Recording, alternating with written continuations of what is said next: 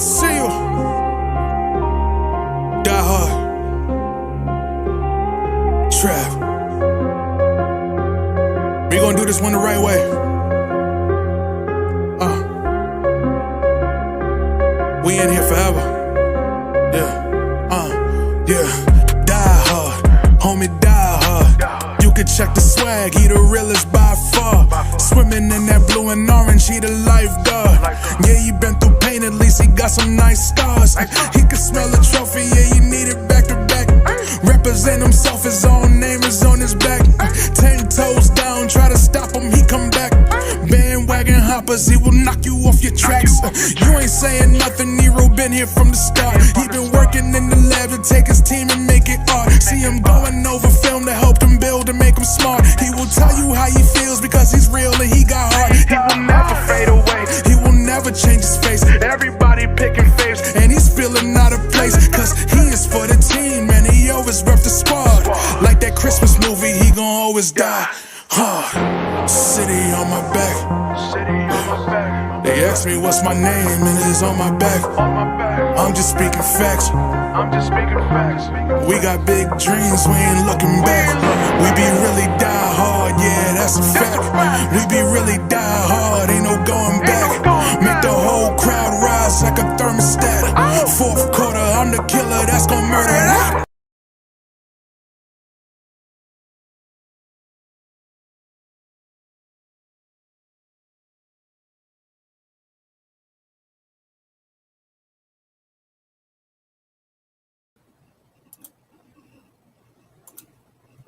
Yep. What's going on here? I think you guys can hear me. I don't have this connected properly and trying to figure it out right now. But yeah, guys, it's your boy Idaya Eru, man. Sorry for not being around the last couple days, man. I've been legit having like having issues, bro. I don't know what's going on. But yeah, my headphones are not working here. I gotta figure out what is going on here. I did something to these things. Yeah, hello. Yep, I can hear myself now. So I'm definitely having all kind of technical issues and stuff like that. I got my laptop on the side, see if I can get this Gotham Sports app working today. But we back in business, man. We're playing RJ Barrett on tonight, man, which is gonna be a lot of fun. The main thing about the RJ Barrett thing is that like if they win, if the Toronto Raptors win, then all the friggin' RJ hype is gonna come back, and God knows we don't need that on the internet. So shout out to everybody that will be tuning in. Shout out to everybody that's already tuning in. Your boy Diehard is in for the evening, so we're gonna get to our usual shenanigans and stuff like that. So you guys can hear me, but I think I broke my headphones. So it's always something, man. My headphones are malfunctioning right now. Hope you guys can hear me good. But my headphones are kind of going in and out. I think I broke them. I broke them the other day. I don't know if it was during the actual watch along or whatever, but I definitely broke them fooling around and stuff. But let me get this together, guys. I don't even know how to work this fucking thing. This is not my setup here. This is one of my kids' tablets here. So running Chromebooks. So shout out to the Chromebook. Chromebooks pretty much suck. But they do what they do. They're not really meant to do anything big. So like watching the Knicks game should be fine. So I'm just gonna get this together on the sideline. How you guys feeling, man? How's the evening and stuff going? Like I said, for me personally, man, I've been going through a lot of little side stuff. Has nothing really to do with what's going on in my real life. Not for nothing, but it's just like the internet stuff, man. The internet stuff is really, really turning me off, and it's weird because I'm part of the internet stuff, so I'm also a part of the thing that's kind of like annoying. You know what I'm saying? So talking heads, I'm definitely a talking head. You know, just listening to everybody's opinion. Everybody has an opinion now, and it's not now it's to the point where people actually think that they're important. Like super important than an average person. You know what I'm saying? And just like the way that things are going, it kind of reminds me of the reason why I got into podcasting. I got into podcasting just to be a different voice to things, but it seems like that we're basically back to square one. we're back to square one where like we got know-it-alls here, know-it-alls there. If your opinion is not on par with the hive opinion, then it just like becomes like a big fight. So I stayed off of the conversation on the internet as far as the Knicks is concerned. I didn't give my own opinion, so I know I promise you guys I will be a little bit more what do you call more busy on the channel. I will. You know what I'm saying? You just gotta bear with me to get into that stuff, man. But anyway, let's see if we can get this NBA scoreboard popping. I got the sports side rocking on the side here, but hopefully we can get everything going. Man, get into matchups. You know what's weird with NBA.com? I don't know if you guys use NBA.com. They have two different websites. They have like a regular website, that I used what I use for content and stuff like that. But then they also have another website. So really three, because if you count the mobile website, they really have like three different looks that they have, for for content purposes and stuff like that, man. So let me get this screen up here just to get ready for the thing. As far as injuries, quickly still hurt, so I've been anxious to see quickly this year because I thought quickly was gonna have like a breakout year, but he hasn't played all season. So I really don't know what the issue is with him. I thought it was like an ankle or something like that, but if he's been gone this long, then it's definitely a little bit more than an ankle or something like that. So I feel bad for the kid. He did get his bread, so I mean, you can't really feel bad for people that get their bread. Speaking of bread, freaking this guy right here. Let me just say it. Juan Soto. This guy Juan Soto is now in orange and blue now, but not with the Knicks. He's with the New York Mets now. So this is him with the Yankees. The Yankees traded a really good prospect, basically an ace pitcher, future ace, young ace pitcher now for this guy, and then he ends up leaving and going across town to the Mets. So as a Yankees fan, I really don't care. I mean, he 288, 41 home runs, 101 RBIs. What he brings to the table was like energy. He brought energy to the table. A lot of spunk and stuff. Not for nothing, the Yanks dugout has been really tight. So they went and got some other guys, via trade too, man. So those guys will help next year as far as that is concerned. So I mean, the Yankees, when they're winning, they usually have really, really, really professional players. Guys that are locked in. They locked into high energy guys, but they're more professional, keep everybody on focus and stuff like that. And there's never anything else going on but baseball. You know what I'm saying? So hopefully the Yankees can find that again. I would like to get another ace. There's I think his name is Corbin. This plays for the Baltimore Orioles. Also, they have another outfielder that plays the same position as Juan Soto. They got basically the same stats. His bat might not be as good as far as hits and things of that nature, but home runs. He had more home runs than Juan Soto last year. So we're talking about Satander, whatever his name is. I kind of like his body. He looks like a Yankee. And I don't think he's from Venezuela too. So the Dominican players kind of they will prefer to be with the Mets and they will prefer to be with Boston. So between Santana, I think he's Venezuelan, so I think he might be a good pickup there for the Yankees. Hopefully the Yankees pick him up. Another guy I'm looking at is Bregman. I think it's the third baseman, the best third baseman is available. I wouldn't mind getting him also. So starting pitcher, another ace, get Santander, maybe Bragman, Bragham, whatever his name is. Get both of those guys on the roster, maybe even sign another person. And all that money will equal to what we were gonna pay this fucking guy. You know what I'm saying? So shout out to the Yankees. That was the big news in New York right now. Like I said, I don't care. Like most Yankee fans that've been around the block, this is nothing. Shout out to all the fans out there that want to be fake mad and just to be angry for now content purposes, because now you can give yourself a voice on social media with all this like, oh my god, a fake drama and stuff like that, just because he chose to sign with the Mets. You know what I'm saying? It is what it is, man. But this guy, RJ Barrett, he wanted to be a Knick. It didn't work out for him. We ended up trading him for a guy that we've wanted on this team forever. That's OG. So I'm looking at the scoreboard now. Lost 34 seconds here. I see it's 11:34 on the game clock. My game has not started yet, guys. So I'm gonna be behind a little bit. This is thanks to this Gotham Sports app. So I'm kind of in purgatory because for some reason I can't use my my what do you call service provider, it won't sign in anymore for some reason. I think it's blocked for some reason. And I got to use Got the Sports app, and so far it hasn't been the best. I'm basically almost a minute behind right now. So here we go, starting the thing. We got Scotty Barnes is back. He's been playing fantastic. Shout out to RG Barrett. I wanted to talk about him, man. He's one of their leaders in assists, if not the leader in assists now. So he's been doing everything, facilitating, passing. Right now, the Raptors are doing a good job of getting some passing going on. Kind of like they're running. It looks like a triangle kind of offense they're running here. The Knicks trying to take advantage of what Brunson could do, drive and kick, a lot of dribble handoffs and stuff like that. They play 5 guys up. So right now I keep saying the Yankees, but the Knicks basically have 5 guys up, drive and kick movement there. Just tapped it out of bounds by number 30. So we're gonna get some names here for Toronto because I'm not familiar with too many of these guys that are out there playing for Toronto. Toronto been playing okay. They're not world beaters yet. But they're getting there. They're gonna get there pretty quickly. They're 7-17. Once they get healthy and stuff like that, and start adding more pieces or whatever, their record is definitely gonna improve as time goes on. So right now, nobody has scored yet on my clock. I see on the game clock there, we got the Raptors scored 5. Towns is in the game there. He just missed his first shot there at the rim.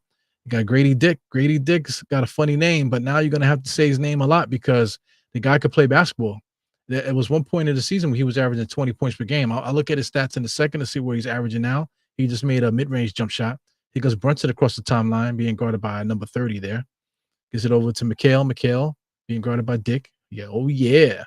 Brunson pick and roll with Cat, threw it behind him. He was looking for a pick and pop, and Cat was looking for the drive there. Miscommunication. Here comes Toronto again. You got Scotty Barnes driving, coming around a double screen there. He's an open space sidestep 3-point shot. It's up and it's good. Knocks down the 3-point shot. So that makes it 5 there. So I'm at 5. Knicks still haven't scored yet on my clock. We got 10:27 on my clock, guys. We got Josh Hart coming around the screen, gives it over to Brunson. Right-hand side to McHale, gets into space, mid-range jump shot, no good. He doesn't square up. He always falls off balance. He has an off-balance jump shot. I just don't understand it. Here goes RJ Barrett on the inside. Looked like he got fouled going in there. So yeah, man, let me get this this headphones thing is definitely not working. Hopefully you guys hear me pretty good, but definitely I can't hear myself, so it's weird. I'm one of those guys that got to hit now since I've been doing this so long. I have to hear myself on the mic. You know what I'm saying? So, I'll make it work today, but it is weird. So we got Josh Hart coming across the timeline. I see you guys in the chat. Over to McHale. McHale being guarded by Dick. Oh yeah. OG, top of the key. 3-point shot is up. He knocks that down. Knicks finally get on the clock. It's 5-3. I'm at 9:56 mark on the clock there. Basically behind a minute. I might have to see if I can might see if I have to restart this. Looks like this having all kind of difficulties here, guys. Looks like we need some juice. Got to get some juice in this thing. All right, so that should be good. I'm getting the juice now.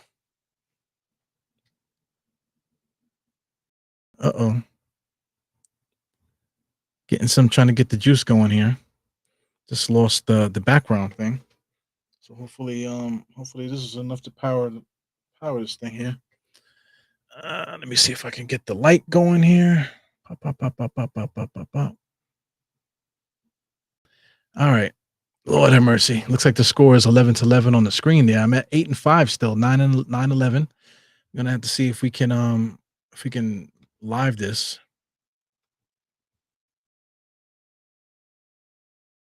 Let me see if we can refresh this and live it. There you go. So I just lived it and it didn't really do much. I'm at 8:51 at the moment, guys. I see 7:57 on the game clock.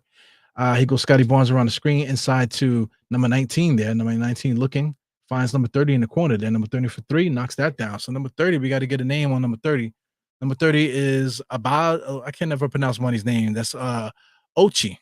So Ochi Wally. He's a good basketball player. Good to see him getting minutes here. So he's basically guarding the point guard. All the way inside there. They keep trying to put bigger guys on Brunson, and Brunson just destroys him as he gets into the paint and makes the over the head layup there, left-handed there. Brunson is left-handed. Here goes RJ.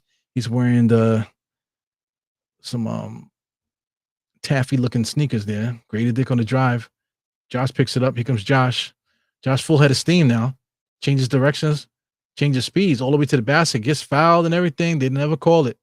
They never call when stuff when Josh drives, man. Josh is so strong. That doesn't mean he's strong or that he shouldn't be getting these foul calls. So Knicks just got a steal, but Brunson threw out of bounds. We'll be out of bounds. So I'm at 11 and 11. I see you guys are at 724. I'm at 729 right now. So I don't know if there's a timeout or something, or a stoppage in play. But number 30, like I said, is Ochuwali. You got Grady Dick there. You got RJ Barrett. You got Jacob, Scotty Barnes as a starting lineup. That's actually a good starting lineup. As it gets crazier, I guess it could be the bench, but they got good bench players too. Davian Mitchell, you're talking about. You got Gary Temple. You got Magobu. He's pretty good. Bruno Fernandez. You got Chris Boucher. You got Kelly Olynyk. So they got good players, man. So I don't know what the issue is with them, why they can't get wins. But here comes OG on the inside. Anthony Towns. They're gonna say he's saying a foul, but they're gonna say out of bounds. It's like he threw it out of bounds. Like the referees didn't call a foul, didn't think it was a foul or anything like that. It's crazy. How could it be? How could it be out of bounds if he went up and they slapped him and they're gonna say that it was out of bounds on him? How did he lose the ball? Because they fouled him, right? Anyway, back in business here. We got Daniel Berry Sports. What's up? You got I am Jarrell in the place. Old heads in here. Said old head. Yes, I can hear you. Jarrell says sounds good. Yeah, man. So I broke my headphones. I can't remember what I did exactly. I know I was here. I don't know if I threw my headphones or dropped them. But I've been playing Fortnite a lot with the kids and stuff, man. So the last couple of days, instead of doing content stuff, I've just been playing video games with the kids and just doing stuff with them. So I think I might have dropped my headphones when I was playing Fortnite and stuff, man. So yeah, Fortnite is fun, man. I didn't like it at first when it first came out, so I kind of slept on it when my oldest son was old enough to play those type of games. So Fortnite's been around for a while. I want to say at least 10 years. So 10 years ago, my kid was like 11. He's like 21. It's so funny that his younger siblings now are now 11 and, it's gonna be 10 and 8. So they're playing it now. So they actually like the game and I like it too. They keep begging me for V-Bucks, which is what like the money that you can spend in the game to get all kind of like, skins and things like that. But my kids have not been behaving, man. They haven't been necessarily doing well in school either. You know what I'm saying? So trying to get things in order, man. I work a lot. You know what I'm saying? And a lot of times I come straight here to do this podcast stuff, man. So a couple things needed to be settled this weekend. And throughout the week, we're gonna have to figure something out. I love doing these watch alongs and stuff, guys. Absolutely. But there might be a little shift on the channel, man. I'm definitely trying to figure out, how I can continuously get on the screen here and do what I like to do. But the format of things might start to change, just to keep things funky for myself and keep myself off of other platforms talking shit. Just to keep my channel stuff good, man. I'm trying to figure it out over here, Die Hard Knicks.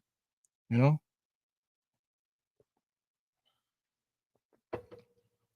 yeah, man. I see other people seem to be having a problem too, man. There was I was just on thing. One of the people that I follow is actually asking for a co-host. You know what I'm saying? And he's been like quote unquote interviewing people to be a co-host and stuff, man. So that's interesting, man. So I mean, other people out there trying to figure it out. Shout out to Nick of Time TV. They opened up their channel to me, Phil Porto, and Apollo Reed of God of Knicks podcast. So we have our own segment on their channel. So they're trying to figure it out too. You know what I'm saying? So it is what it is. Nothing but Knicks. He's still putting out stuff. Him and Tony, I see you putting out stuff all the time. You got I don't know if Steph still does her show on the channel. I gotta hit up Sim to find out if what we can do to help that channel also. So I love podcasting, man. I want to keep things keep things fresh. Things seem to be a little stagnant, not just with me, but just in content in general and stuff. It's just everything seems to be trending in such a way where our stuff was the best at one point, and now the media copied us, and they're doing what we do now, and then now they're doing it better than us again. And then all of our guys are now, like putting out kind of like stagnant trash content now. So people trying to figure it out, man. I'm trying to figure it out as well. So we'll see what happens. Definitely see what happens as time goes on here. So we're back in action here. Toronto Raptors came up the court here. Nothing happened. I see it quickly. Look like he's graduated to dreadlocks now, letting his hair grow. He doesn't have the twist anymore. Those are straight, like he literally locked his hair. So he definitely needs to get a retwist. But he got his hair locked, so that's interesting. He got Scotty Barnes now. Scotty Barnes spins around a screen there, throws a pass to nowhere. OG able to get that. OG pushes it, ends up being a Knicks turnover. We got the Toronto Raptors number 30 pulls up. Uchiwali, no way. Brunson runs down a rebound there, full head of steam, looking to try to give it into the middle. Is stopping. I don't know how he stops on a dime like that. He drove full speed, stopped on a dime, spinned. You know what I'm saying? And didn't travel. I mean, his body's incredible, man. When he gets older, he's gonna be in a lot of pain, Brunson, man. I just know that from my own experience playing sports and stuff. Brunson trying to get the ball in bounds. He just did a no-look pass there to Cat, which was dope. Mikhail has it now. Towns just launches a three with a hand in the face. Dick with the rebound, coming across the timeline. Looking, gives it over to Barnes. Barnes looking for a cutter, gives it over to number 9 for the pull-up jump shot. Number 9 is none other than RJ Barrett. He missed it. Grady Dick is very active there. He just got a putback, but missed it. Knicks looking to take advantage of the fast break. Mikal Bridges drives to Brunson. Brunson act like he was going to pull up. Fakes, gets into the elbow, looking for some action in and out dribble. Number 19 is guarded him. Simply just bypassed him. Back to Cat. Cat, a lot of bumping and crossing over, spinning, losing to nowhere. Josh Hart has it. Shot got to go up soon, man. Shot clock is going down. 0. Air ball for the Knicks. Looked like they said it grazed the rim. Toronto Raptors coming up the court. Barnes has it. He just pulls up for 3 right there. Misses it. No rebound on the inside for the Knicks there. RJ Barrett gets the rebound and spins. Lays it up nice and easy. 13-11 on my clock, guys. I'm at 5:46, 5:45 coming across the timeline. Brunson is just manhandling OG there, whatever his name is. Uchi. Brunson to the foul line. No look pass inside to Josh. Beautiful play there. So people complaining about Brunson's inability to pass, man, but he's been kicking ass. The last 3 seasons that he's been a Knick, he's been having issues starting seasons off, finding the rhythm passing the ball, but he always gets it back. So right now he's probably playing his best passing game, of his career so far. Here goes Scotty Barnes trying to do too much there, dribbling behind his back and passing in between defenders. Got RJ with a 3 there. So RJ brings it up to 16 on my clock, 16-13. Knicks like to fuck around with their food, man. We got one of the better starting 5s in the league. But going against Toronto, man, Toronto got a good starting 5 too. So the Knicks got to stop fooling around here. Josh Hart being guarded by Barnes. Barnes is pawing at him. Brunson around the key here, looking. Towns sets the screen. Towns is open now. Brunson could have given it to him. He still jammed it in there. It looks like it's going to be Toronto ball. So, Brunson could have went up for the layup there, but he tried to jam a pass backwards. Not a good play there by Brunson. After I just complimented his passing skills. Scrolling down here. David L in the place. What up? Got a Generation JL in the crib. He said, Eru, what's good, bro? Salute to the chat. Salute to everybody. No doubt, no doubt. Good to see the names here. Number 45 is in the game. That's Davian Mitchell. It's out to RJ. RJ on the drive. Stops. Pulls up to Davian Mitchell, number 45. So Davian Mitchell, when his name is Mitchell, and he got the same number as Donovan Mitchell. So that must be like one of his favorite players there. So Precious is wide open, doesn't know it. Finally turns around, goes against number 19, pull-up jump shot at the dotted line. He knocks that down. So that's what Precious could bring to the table, is basically the same kind of player as OG. You know what I'm saying? A little bit better touch inside maybe. But we'll see how that goes. Geraldine in the place I see. Shout out to everybody in the chat. Number 2 on the drive, very slow. Over to Jacob. Jacob inside for a nice little flick play there on the inside. Nobody makes a regular hook. Nobody makes a regular layup. Everything is a push shot floater. It's ridiculous to me. Yeah, so old head talking about handle some business, man. I'm gonna leave you up there for a minute. Brunson, top of the key. They're gonna call a foul there. It's like a foul on the push on the pick.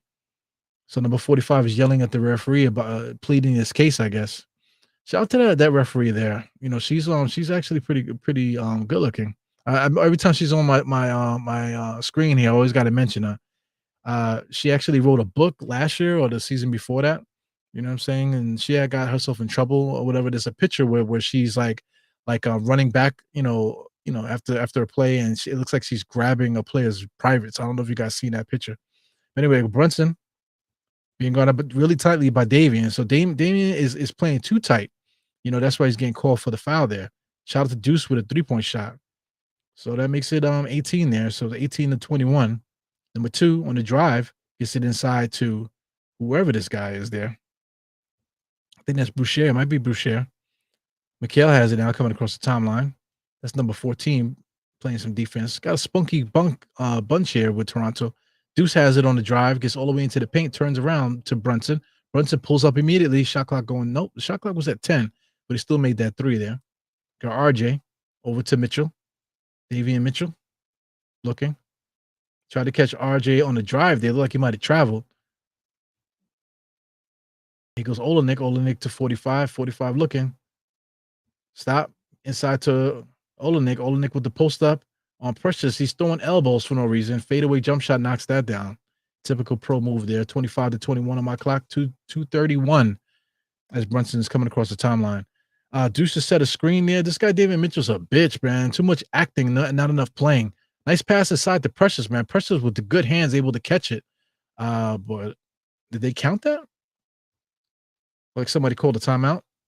But beautiful pass there inside to Precious. Precious with the good catch and good sidestep to get himself 2 hands up over that rim, baby. Nice pass by Brunson, man. He's been doing those little pocket passes all season. Good heads up there for Precious. You know, being able to get up there to catch that basketball, man. So shout out to Precious. Definitely glad he's here. He looks energetic. He looks like he's ready to play. You know, so happy to see that. Definitely happy to see that. Let's take a look at what's going on with the Knicks right now. As far as scoring, you got 2 guys with 5 points, Brunson and OG.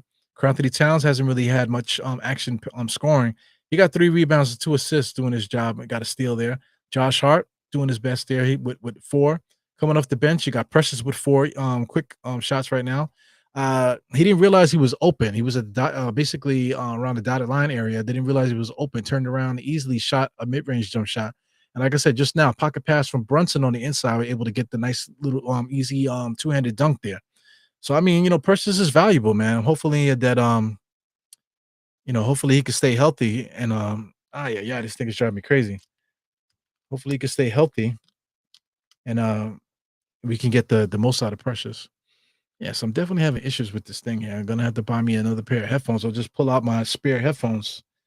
Might have to just do that. I don't think I have my spare headphones with me here. I got them in my go bag. I actually have a go bag that I never use. Got to see if we can get some use with that this year. Yeah, man. Yeah, so we got some things coming up, man. This game here doesn't really mean anything. You know, of course, we would like to win the game, you know, but this game doesn't really necessarily mean anything. What means something is the Wednesday game because we want the Knicks to get to Vegas so they can play in this NBA tournament here. You know, it would be so dope for the Knicks to win the NBA Cup. You know, our chances are good. You know, I think we had a nice little hot streak, and we're still kind of like trying to figure things out. But you know, the Bucks are trying to figure it out too, and the Atlanta Hawks are trying to figure it out. You know what I'm saying? So I think all 3 teams are pretty much even. You know, Orlando Magic is another squad too. Brant Charles out for a little while, so I think Brant Charles might be coming back. But then they just lost Wagner. You know, so they got their backs against the wall a little bit. But you can't you know, sleep on any of those teams, man. Any of those teams can really win that cup. But you know, believing in our Knicks, I believe we're right there where we can possibly get that NBA Cup. I want the NBA Cup because I want to buy some merchandise. You know what I'm saying? I want to act up.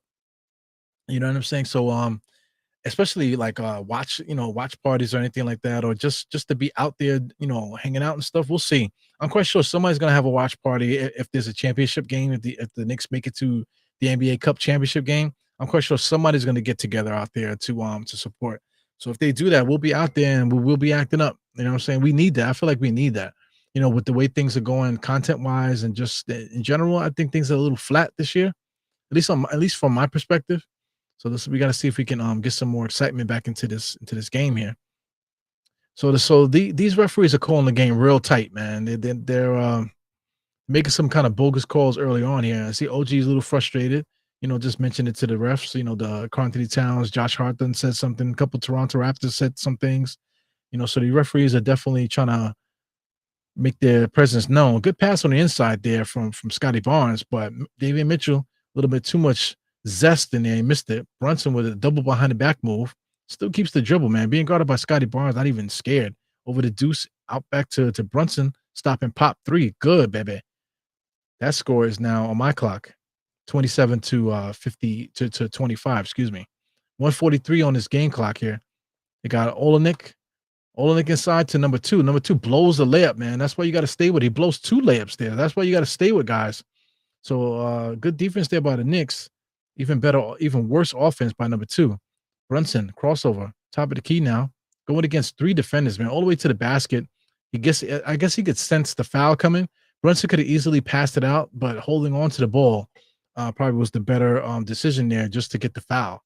You know, get time, stopped off the clock, give guys a little bit of breather, get a chance to talk to the referees, get a chance for the Knicks players to talk to each other, get themselves together. So sometimes, calling your own number, knowing that you're trying to get that foul, I think sometimes that might be a good idea there. Jackal in the place. What's up? Toronto was a better fit for RJ. Absolutely, man. So no hating on the trade, man. We got the guy that we wanted, and not for nothing. I gotta say that. I gotta wag my finger at a lot of people out there. They thought the RJ and IQ for OG was a lopsided trade. Once I realized that Precious was in a deal, I said, "Yo, watch out for Precious. Precious can actually play."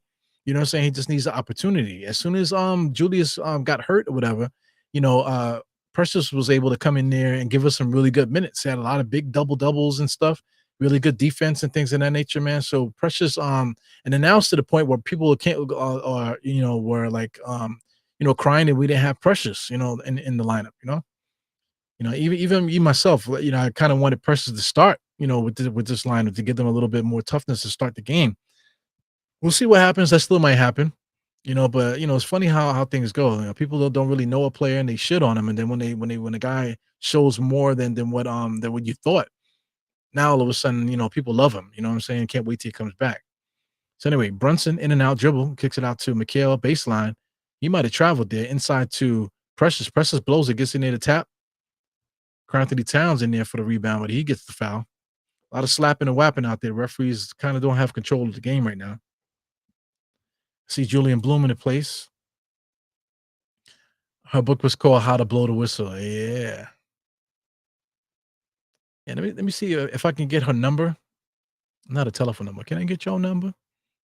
But get her jersey number, and then I'll pull it up. Rob Bracey in the place. What's up? Rob Bracey in the place. You know what I mean?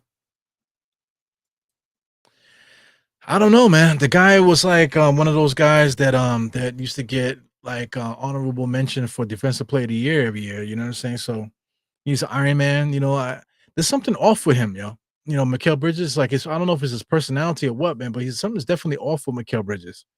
He's definitely trying to find his identity again because he thought he was a scorer, but he really isn't.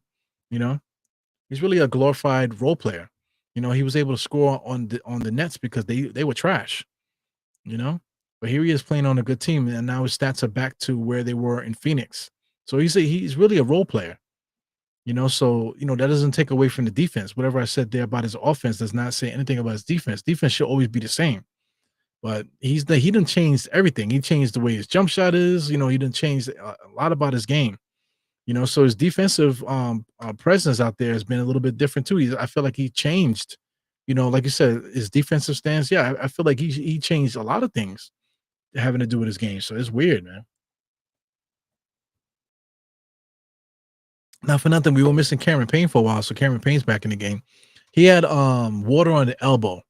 So I don't think I've ever seen it explained that way, but he definitely had swelling in the elbow. They had to drain the fluid out of there. So I guess the fluid is good. So as you can see now, he's rocking the sleeve there. It was his left elbow. So here he goes on the drive that gets all the way up here. So I enjoyed the way he plays. He plays on angles. He's always playing on the side. So if you're playing point guard, that's like a good habit to have. You definitely keep the ball out of reach, and you also give yourself a ghost lane to the basket at all times because of the angles that you choose. What I'm saying? So shout out to Campaign. Really good basketball player, man. That's another guy. People were trashing him about why would the Knicks sign him? We got that draft pick that we got. You know what I'm saying? But you need veteran leadership out there. Aside from the way that he plays basketball, he's a really good point guard, probably like one of the best backup point guards in the league. This guy, Cameron Payne is actually a really good leader. leader in the fact that he gets to keeps all the players loose, keeps everybody engaged and that type of thing.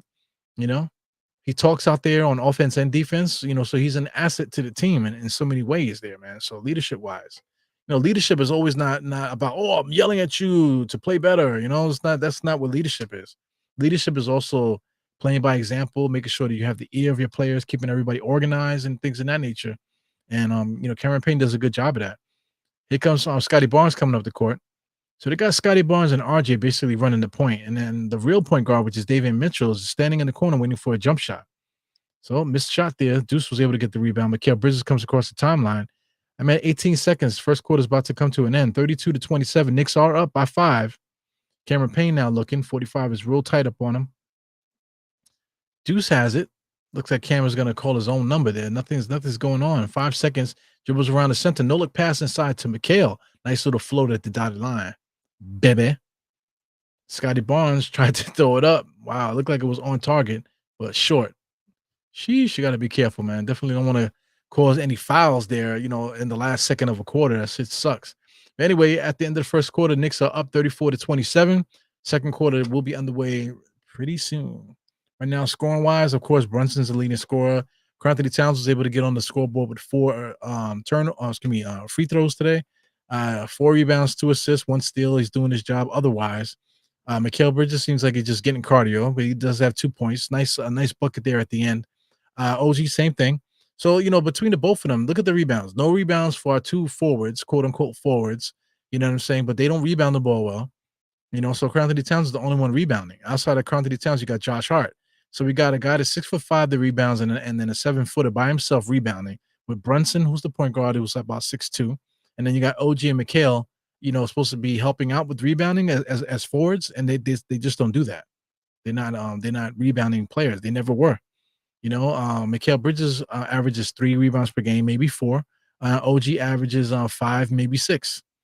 You know what I'm saying? And I don't even think it's that. I think it's more 4 and 5. Same thing like just a rebound more than Mikal. So those guys don't rebound the ball well, and we can't really ask them to because they don't. You might see OG with a 12, 14 rebound game soon sometimes. You might see Mikal with the same thing, but it's an average. So he'll get 15 one night, and then he'll get 2 the next. So, it is what it is with that. So, that was the conversation we were talking about starting Precious. So if Precious can show, because Precious already got 3 rebounds already off the bench in 5 minutes. So if Precious can show his value, then maybe we make a decision where we put Precious in the starting lineup with Karl-Anthony Towns. I would think that we keep OG in that spot. I like Josh Hart and Brunson in the backcourt together. They actually run the offense really well. I like them both together. And all the hustle and stuff like that. So I mean, this guy Mikal Bridges might be the guy that needs to go to the bench, and that's not going to make a lot of people happy out there, but what you're going to do? We're trying to find what works best for the Knicks, So having Mikal Bridges off the bench, does that help us out at all? I just don't. I can't call it. I know what's not gonna help us is Matt Ryan. Matt Ryan's not helping us. Jacob Toppin is not gonna get a shot with the Knicks, it seems like. So he's not helping us. Jericho Sims might not play tonight. Just the way the thing's been going. You got Hawk Porty, Tyler Kolek with all the guards we have. He shouldn't see any more action unless somebody gets hurt. And Pat Combs has been going back and forth for the G League. So there is a player. We've been talking about it. T.J. Warren. I don't understand what's going on with that. The dude is averaging like damn near 30 points per game in G League. What is going on? So Deuce on the drive, behind the back dribble now. Mikal has it. Mikal, a lot of energy. Hot step in there. Precious fakes a 3. Should probably let it go. Gives it over to Cam. Knicks don't know what's going on there. Cam has been holding on the ball too much there. Step back 3-point shot, top of the key. Knocks that down, baby. So Cam Payne knows how to take good shots and not force plays. Good jump shot there. Slapped his own ass. I love it. 14 over to Jacob. Jacob would over to Dick to 14. 14 has it. Looking. Coming around the screen now. Gets into the mid-range. Pulls up jump shot number 14. No good. Looks like it's going to be a foul off the ball. It should be the Knicks probably. Should be Toronto's ball. Yeah. A lot of times Mikal Bridges, it just seems like he just out there just like he really can't get into a flow. Kind of like, just if I could, the player that's coming to my head just now is Damian Lillard. The last year and a half now that he's been with the Bucks, he's kind of just been like, all right, I was waiting for something to happen, waiting for myself to get hot. Then I can help the team out once I get hot. Otherwise, I'm not helping the team win in any way. Right now it looks like Dame has been playing much better. So they finally found the chemistry. At least I think. I don't know. I'm not really following them like that. But number 14 gets a foul line jump shot, no good. Jacob is doing his thing on the inside as far as rebounding. Cat almost got a steal there. So they got another offensive rebound. That's going to be interesting for the halftime. Here comes Scotty. Scotty's their point guard, which is weird. Top of the key, jump shot, misses it. Knicks fighting for the rebound. Karl Anthony Towns did a good job there. Here comes Cam. Cam is looking over to Deuce. Deuce is a shooting guard. You know what I'm saying? If anybody thought he was a point guard, sorry to burst your bubble. Karl Anthony Towns to the basket, blows an easy layup. So here goes Scotty Barnes. All of a sudden, he's a point guard, huh? Over to Dick. Dick fakes a shot, gets it back up, knocks that down. All net, baby. He's a good player, man. It's unfortunate his name is Grady Dick. Grady is an old school white boy name. And then last name Dick. Jesus Christ. Campaign just got a 3-point shot off for a curl there. Knicks can't get their hand on any rebounds. Toronto with a defensive. Here they come down the court, looking to give it to Scotty Barnes. Scotty Barnes running the point is not a good look to me. He's crossing over in and out, going to the basket against Karl Anthony Towns. He might have traveled, kicked it out for 3. For number 14, he knocks it down. So number 14, he blew 2 layups there. That's Walker. He blew 2 layups back to back, and now he's knocking 3s down. So that's the way this NBA is right now. Karl Anthony Towns on the drive against Grady Dick. He tried to sidestep him, but they're going to call an offensive foul. Karl Anthony Towns knocked him down. He blew Dick down, baby. Karl Anthony Towns blowing Dicks down out there. He goes on Kareem Grant. Yeah, so shout out to Twitter, man. They're tired of hearing people say pause. So we're just gonna say stuff that's questionable and just let it rock. It is what it is, huh? I know you didn't mean anything about it. What kind of man, real man, and all this bullshit. The fuck out of here. Josh Hart with the rebound off a Grady miss. Josh Hart, top of the key, looking. OG has it now. Josh Hart on the drive into open space, looking, no look pass there. Tough pocket pass, but able to get it inside to Karl Anthony Towns for the layup. So Karl Anthony Towns trying to find his way. Definitely working hard though. He's out of breath, sweating and stuff. So he's working really hard trying to make it happen out there. So nice, good to have Josh Hart and Brunson out there that can create for their teammates. Jacob, top of the key, looking, gives it over to number 4, Scotty Barnes. Scotty Barnes has no handle. If just because guys can handle the basketball, blocked by OG there. So Knicks have it. It's good if a guy can do point guard stuff, but that doesn't mean he should be running the point. He goes Deuce with a step back 3-point shot. Ugly. Not a good shot there.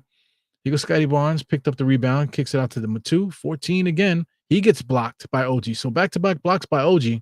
Looks like it will be out of bounds there, but good back-to-back blocks there by OG, baby. Good stuff. Good stuff. But like I said, Scotty Barnes, just because he could play point guard doesn't mean he should. Just like it kind of reminds me of Lamar Odom a little bit. But Lamar Odom's handle was crazy for his size. The confidence too. But just because Lamar Odom could do all of that doesn't mean he should be your point guard. He should be power forward, and that's what the Lakers used him as, and he played really good as a power forward for the Lakers. I'm not saying that Scotty Barnes should be a power forward, but they need to find a different way to use him. Number 41, that's Olenek, gets it over to 14. 14 getting kind of loose there. That's Mr. Walker. Up and under move, gets a little bullshit layup. Off-balance layup there that looks like you would use that in a game of horse, but can't make a regular point-blank layup. Cam at the elbow.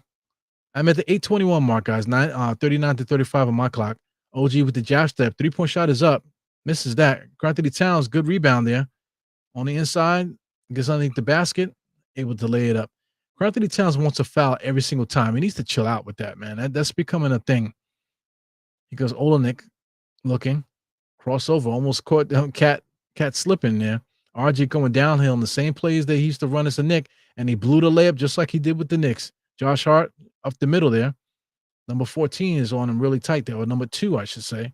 Gives it over to Deuce for a 3-point shot. He knocks that down. Scores 44-35 on my clock. 7:45. Toronto Raptors need a timeout.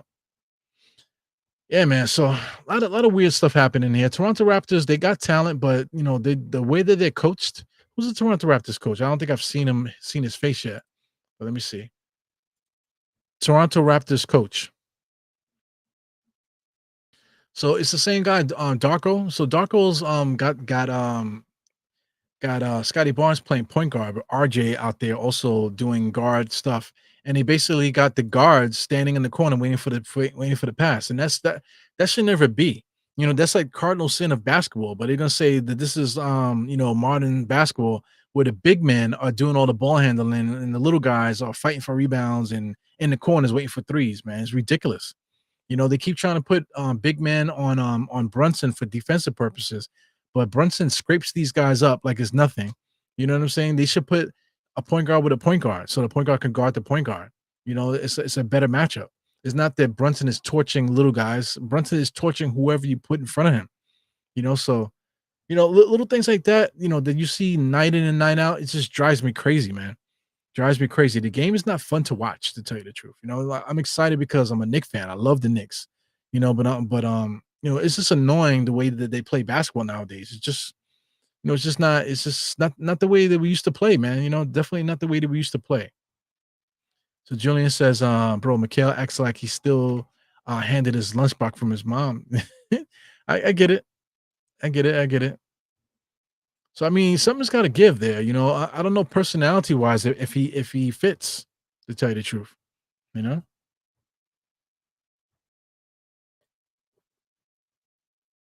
Mm-mm-mm.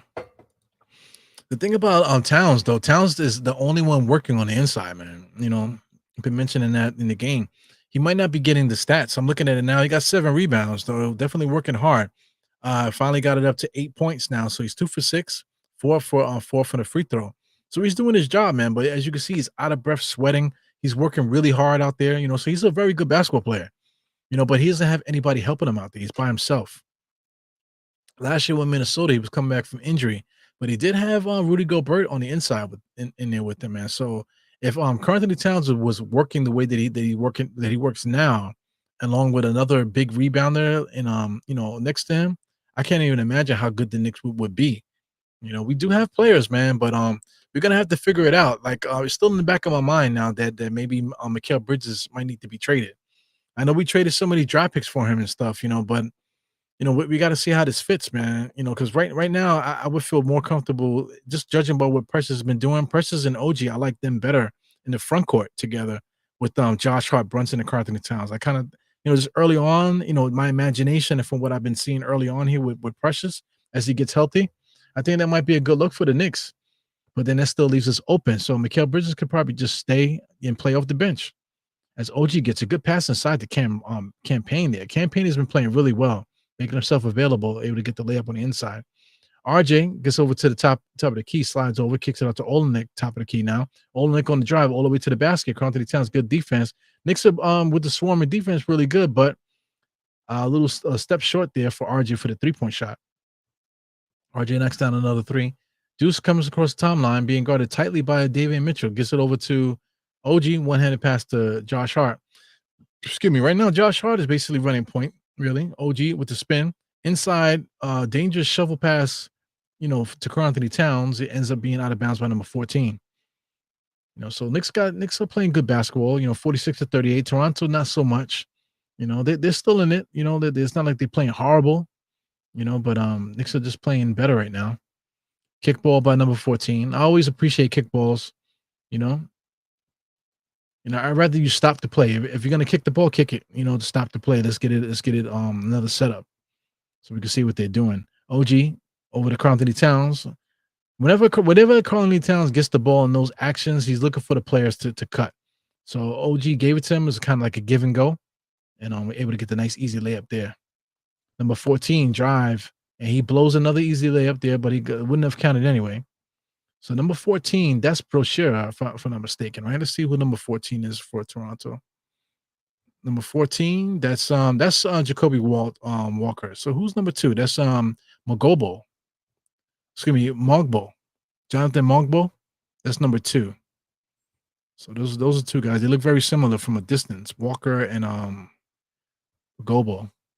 So Brosher is not playing today. He's number 25, so he's not playing. He hasn't entered the game yet. They're running 4 players there off the bench.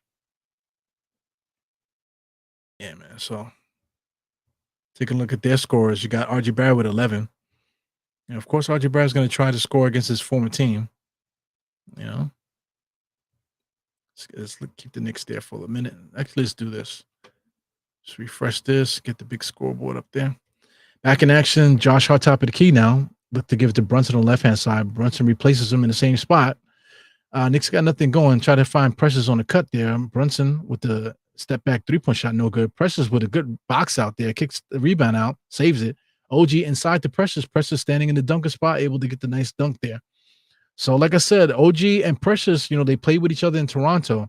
So I like this look better than Mikal and OG. I'm wondering if you guys think the same thing.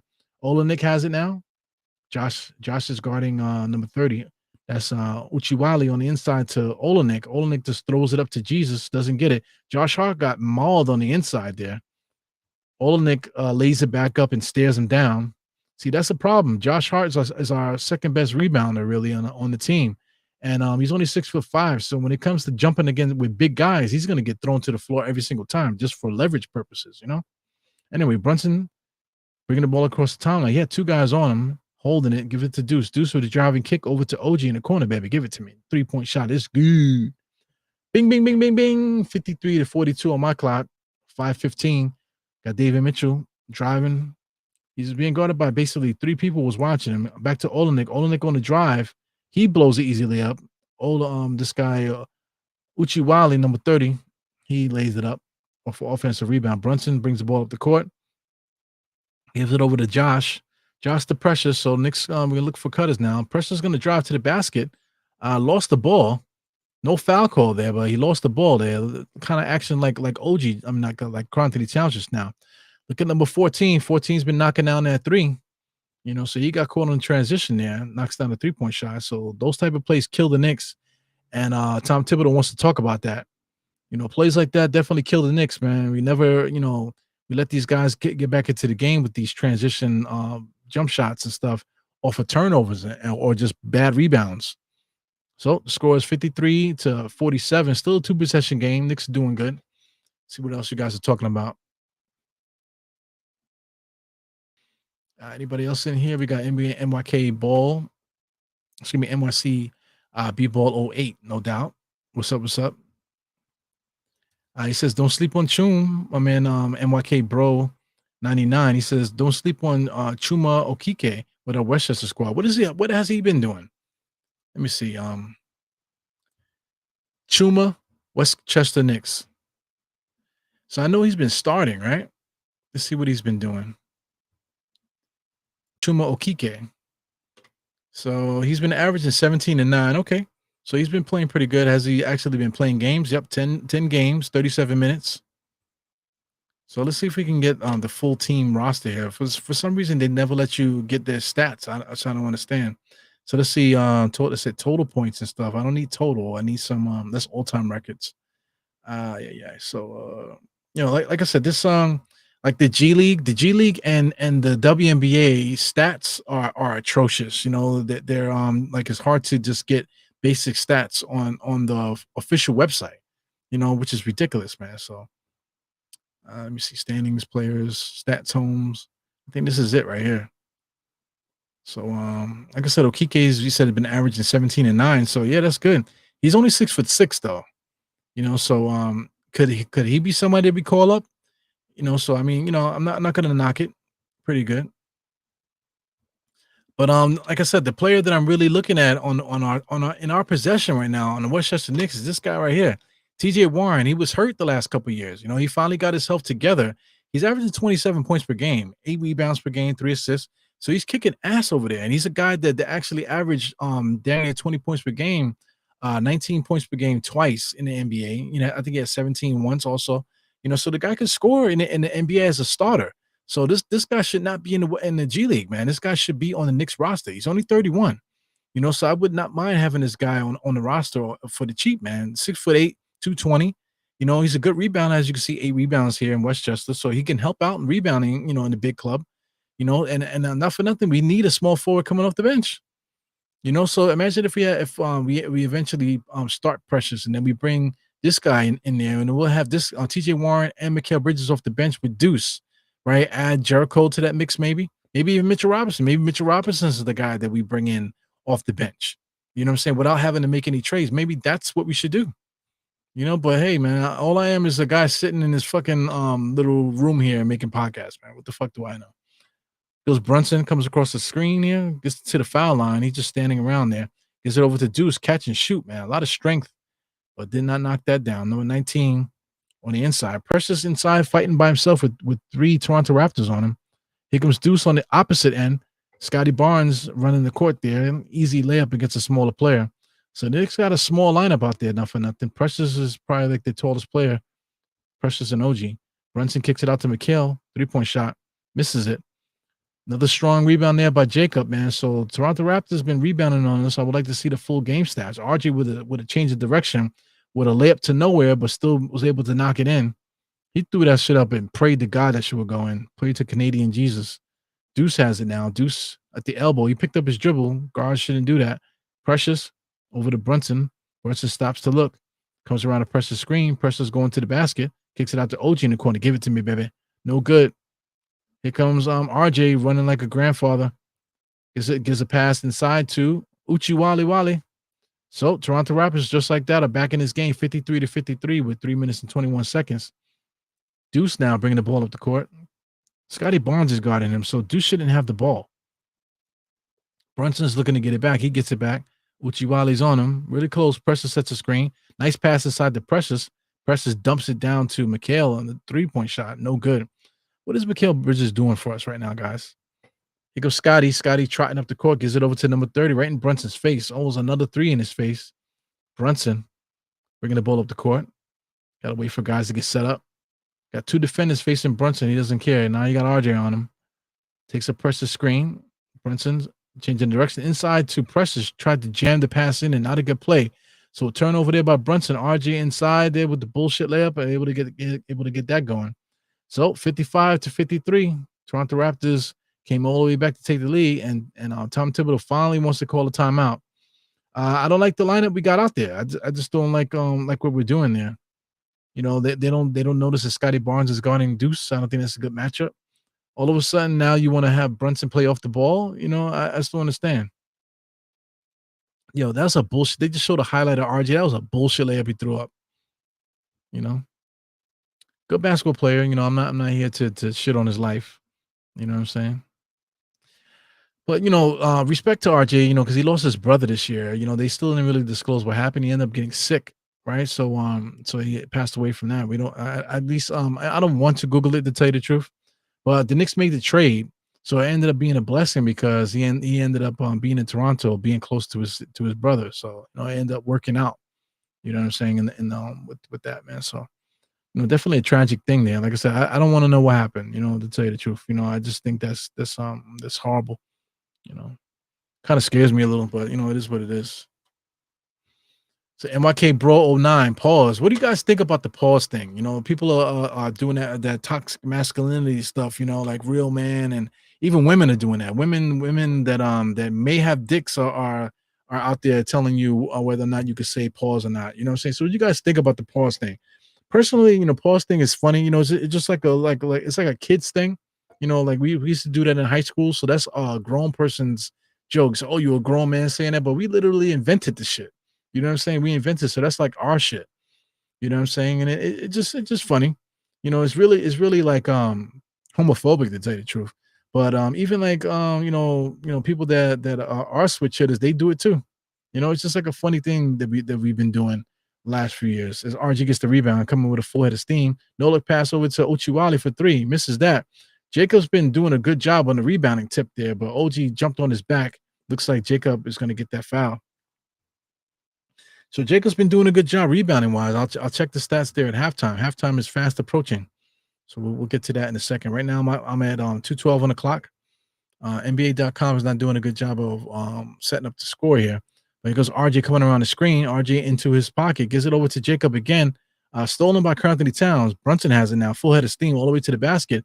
Up with the floating jump shot. No good. Josh with the rebound. Over to Mikal. Mikal fakes it. Jump shot up and good. Knocks it down. That's his office. Those little mid-range jump shots are bread is on Mikal's bread and butter. 55-55. Looks like Toronto's going to score here. Got number 4 coming around. That's on Barnes. Jacob finds nope. Alley-oop to RJ. RJ gets it up and lays that thing up. So Jacob's been playing really good, man. I'm anxious to see what his box score looks like. He's been playing really good today. Josh Hart brings it across the timeline. Number 4 is guarding him tightly. Over to Mikal in the elbow. Looking for Mikal's screen. Goes around the screen tight. Finds OG wide open for 3. Off the front rim. No good. Here comes Toronto. RJ's running up the court like I said, like your drunk uncle. Over to Grady Dick for 3. No good. That would have been a backbreaker there. OG with the rebound. He falls to the ground like always. It's like his legs are made of bamboo, you know? Like his bones and his legs are made of bamboo. Every time he jumps, he always falls straight to the ground like he doesn't have good support. It is crazy. So yeah, man.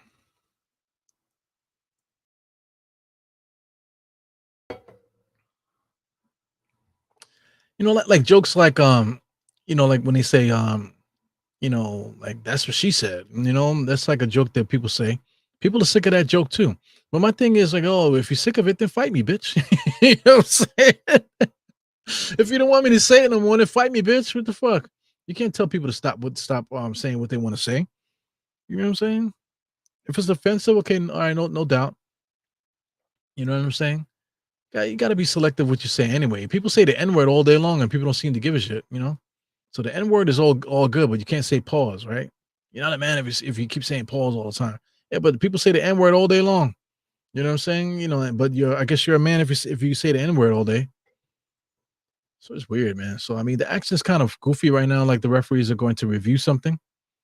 I mean, this referee, the head referee, man, he is such a weird looking dude, man.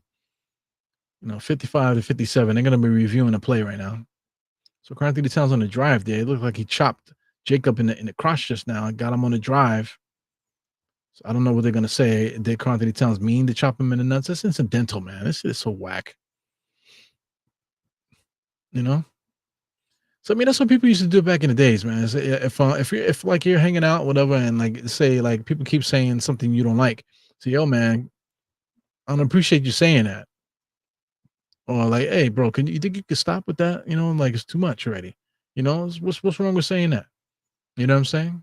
But no, people would rather go on the internet and say what they say. It is what it is, man. See that goofy shit. It's just weird. What's weird too? Like sending people reels. That's like a thing. It used to be texts. You send people like chain texts and stuff. I got coworkers. I hate it when they send me stuff via text. But at the same time, when people send me memes, via Instagram or whatever, it's like a fun thing.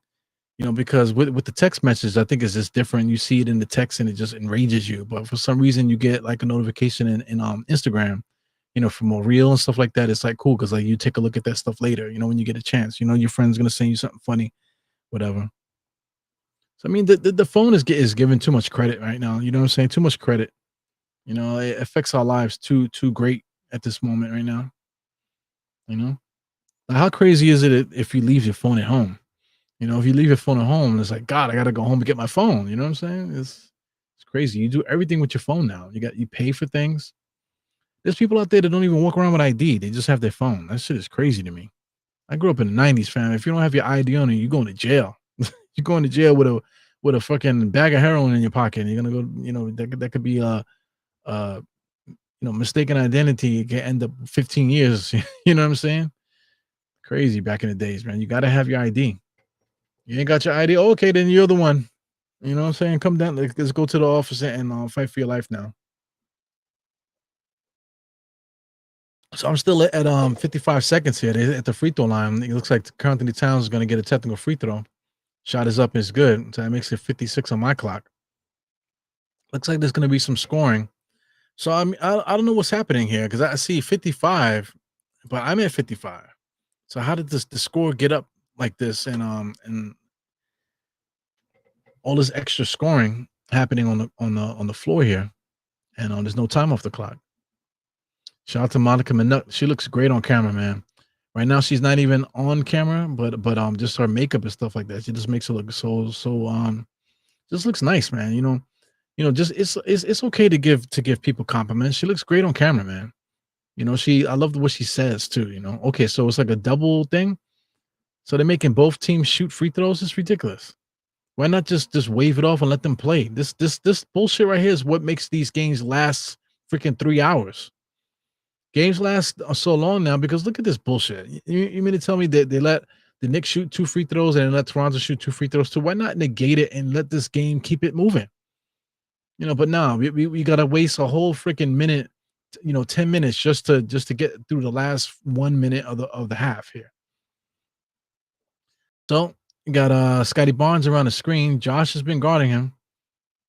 Double screen again, just forcing the action. Kicks it out to Grady Dick for three, baby. Misses that one. Jacob was standing right there for the rebound. OG was able to get up on it. Brunson has it now, coming across the timeline. He's looking, finds Mikhail in the corner for three. Mikhail makes those jump shot when he's in motion. When he's in motion, he's able to find the balance to get the jump shot, but he's still off balance though. So here goes RJ, a lot of dribbling there. Jacob top of the key now, looking. Gives it over to Dick. Dick comes around the screen now. Kicks it out to Uchi, number three, to RJ. RJ top of the key now. The shot clock has got to be going down. Is that number five there? RJ can't find anything. Cross court pass to number four. Fakes it, shot. Barnes on the inside. Barely off the ground there. They're going to call a foul. They called a foul with 10 seconds left on the clock here. So are we at halftime now with this bullshit? 10 seconds there. Toronto's going to make their free throws, I believe. So I see 4 seconds on the clock here. What is going on here? This is like the longest minute in NBA history right now. I feel like we was it's been like 15 minutes for the last minute. It seems like I've been doing all this talking and nothing about basketball. It's like ridiculous.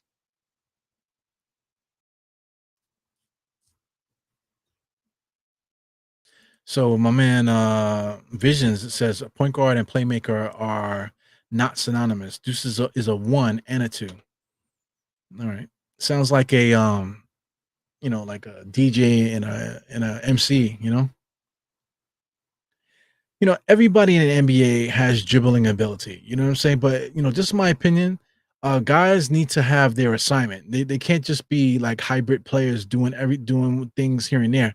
Like Deuce should not be given point guard duties. Period. Just because he is the size of a point guard and he could do the point guard duties, he should not be doing point guard duties. He should be playing shooting guard sets. He should never be bringing the ball down the court, only in necessity. He should never be at the top of the key running offense. It should not. He just should not. He does not a good decision maker. You know what I'm saying? He makes better decisions receiving the ball and then making a play afterwards. You know what I'm saying? But not being the primary ball handler at the top of the key where other good ball handlers that should have the ball are standing there waiting for Deuce to make a decision. That is wrong. That's not how we should be operating. That's my opinion there with Deuce. I just don't think Deuce has any ability to create offense. I would prefer Josh Hart and Brunson campaign. Those guys, let them run offense. You know what I'm saying? Deuce, definitely should not be. If those guys are on the court, Deuce should not be trying to create offense. Period. You know. So Oldhead says, pauses was always corny because you bring attention to something other than what the subject was about. Sophomoric at best. Yeah, obviously it's what do you call hijinks, right? Like juvenile hijinks. So it never was cool. But back in the days, you used to get Gills for saying something stupid, or we have our things that we do. That a lot of it is all of it is stupid, but it's really just like juvenile hijinks. You know what I'm saying? So it's meant to be that way. So it's just people just having fun. If you don't like it, then say it. If you don't like it, say, hey man, chill with that fucking Paul shit. All right, my bad, son, my bad. You know, but people still say son. Now I don't like it when people say my son. Hey, you my son. Hey, that's my son. If you have kids, that's annoying. You know what I'm saying? I think I would stop somebody from saying that all the time. If it was bothering me to that degree. Yeah, man. Saying no homo is crazy now, especially nowadays. That's why pause is better. Saying no homos is like it's like wow. That shit is wild to me. So they're doing a coaches challenge. So legit, we still haven't ended this game, this halftime yet.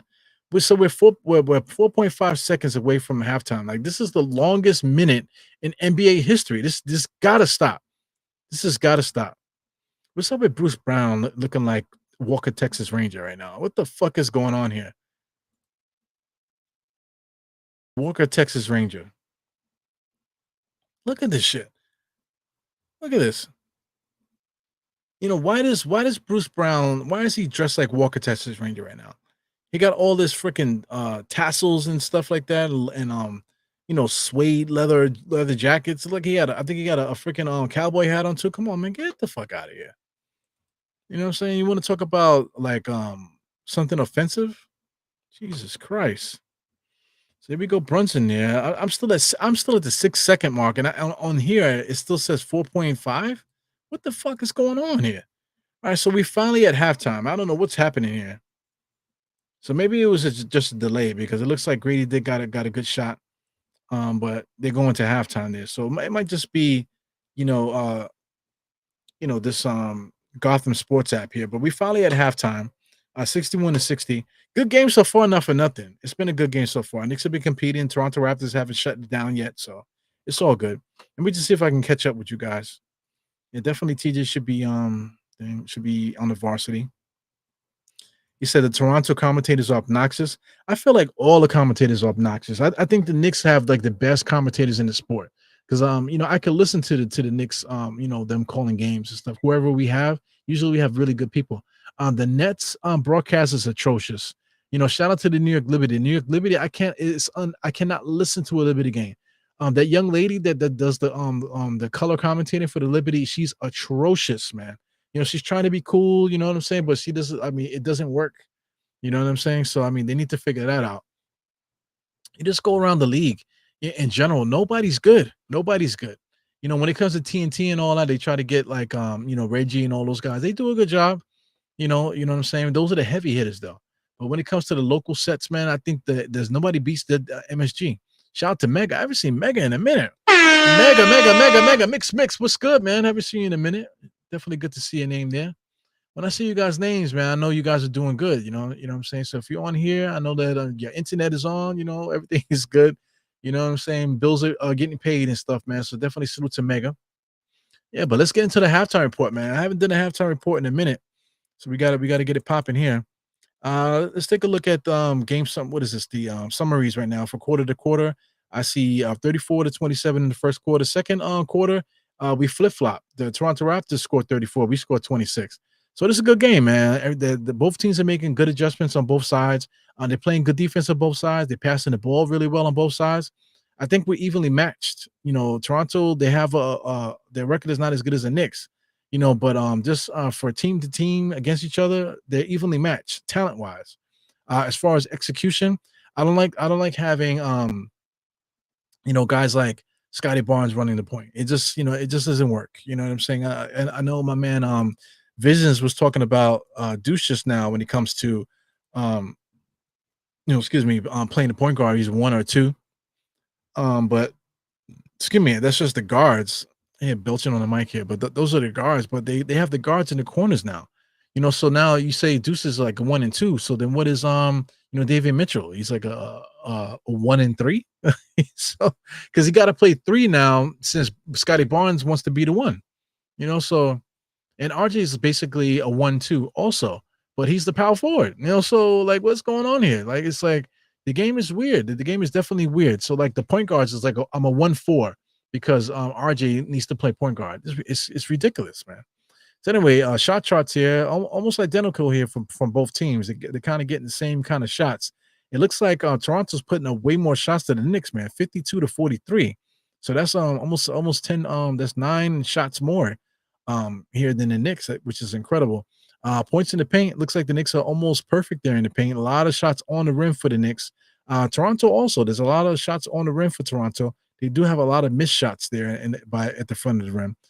Knicks have some missed shots there. So it'd be interesting to see the field goal percentages, things like that. Oh, okay. Well, it's 51 for the Knicks and 42 for them.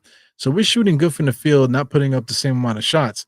They put up more shots than us, and they're shooting 42%, but the game is tied. I mean, well, they're up by one. So that's interesting. Interesting stats there. As far as the box, as far as the shot chart is concerned, biggest lead for the Knicks was 11. Biggest lead for them was 6. So this is a fun game back to back. That's all that says. Rebounding wise, Toronto's up by 3. I thought that they were really dominating. It seems like they were dominating at certain points of the game, rebounding wise. Assist wise, the Knicks are leading 17-13, which is interesting. 2-2 for them with steals and blocks. We got one steal. We got 3 blocks. Interesting. Turnovers. Neither team is turning over the ball much. Knicks have 5 turnovers, which is fine. They have 3. Shoot, like I said, field goal percentage 52-42. We're shooting 42 from 3. They're shooting 39.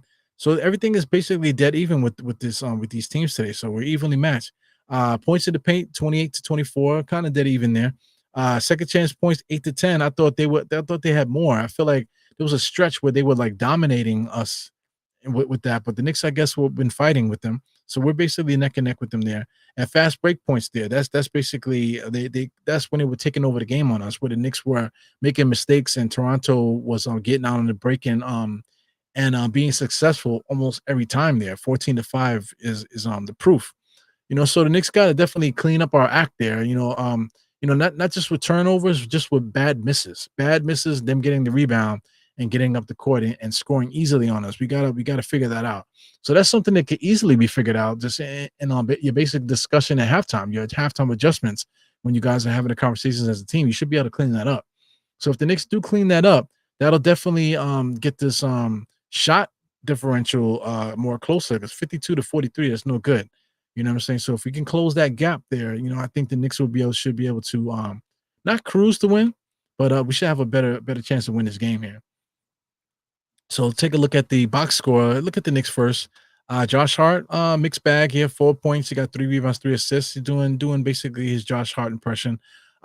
When he play against teams like this, where everybody's basically the same size and whatever, and Josh Hart is shorter than most people out there, you'll have an issue. If the Knicks had an extra rebounder out there with Josh Hart, that's how Josh Hart could really get loose. Because you have to box out the other guys, and then Josh Hart can come in on the weak side. In a game like this, there's nobody really helping out Karl-Anthony Towns, so Josh Hart is getting mauled out there. So anyway, we got OG. He ended up with 3 rebounds at the half, 10 points. Karl-Anthony Towns, he got 10 and 8, 3 assists, 1 steal, 1 block. Definitely a busy game, investing a lot of energy in this game today. Mikal Bridges 4 for 7 right now. No stats to speak of except for an assist, but he has 9 points there. Brunson, 9 points, 4 assists, 3 rebounds. What else we got going on? The bench has been really good, man. Precious, McBride, and Cameron Payne, all scoring the ball well. We got some good assists from McBride, even though he should have been a point guard. You know what I'm saying? Cameron Payne, I thought, played pretty good. He only has 1 assist, but I felt like he did a good job of moving the ball and getting guys set up. I thought he did a good job there. Precious was open a couple times, didn't realize it. He's got to be more aware of himself out there. As soon as he figures that out, that's really going to show what he brings to the table. But the Knicks are on a finished product. Precious is coming in there, and he's definitely making us stronger. This is the first time where we're 100% also. Not counting Shamet, because Shamet blew his shoulder out. So not counting him because he wasn't really a part of the team yet. But the Knicks need that 4th guy. You definitely need that 4th person. I would love to see Pat Cone take that spot. With a fully healthy Knicks roster here, I would love Pat Cone to take that spot. Definitely Mitchell Robinson, when he comes back, he'll probably get in the mix also. So we'll see. Maybe it's just Precious and McBride with Cameron Payne and Mitchell Robinson. Maybe that's going to be the rotation there, the 4-man rotation coming off the bench. I guess we could deal with that. You know what I'm saying? Because Cameron Payne provides offense, Precious provides offense, Deuce provides offense a little bit, and Mitchell Robinson does what he does on defense and rebounding. So that's a good bench, not for nothing. Our starting lineup, is good too, but we're lacking rebounding wise. So I don't know if the Knicks will make a change with this. We'll see. We have to see what happens as time goes on, what they feel like we need to do to improve the team.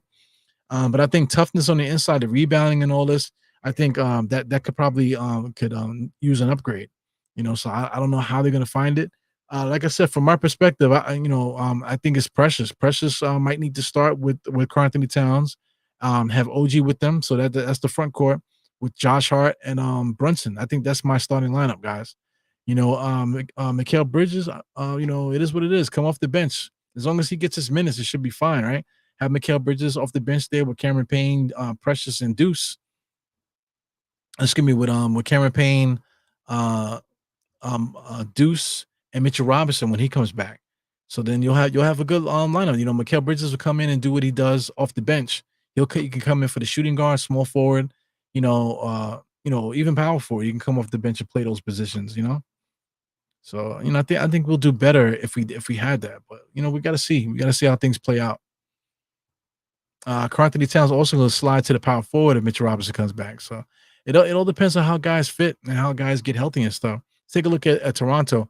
RJ with 17 points, man. So RJ is basically the only person. You got somebody else. You got this guy Jacoby Walter.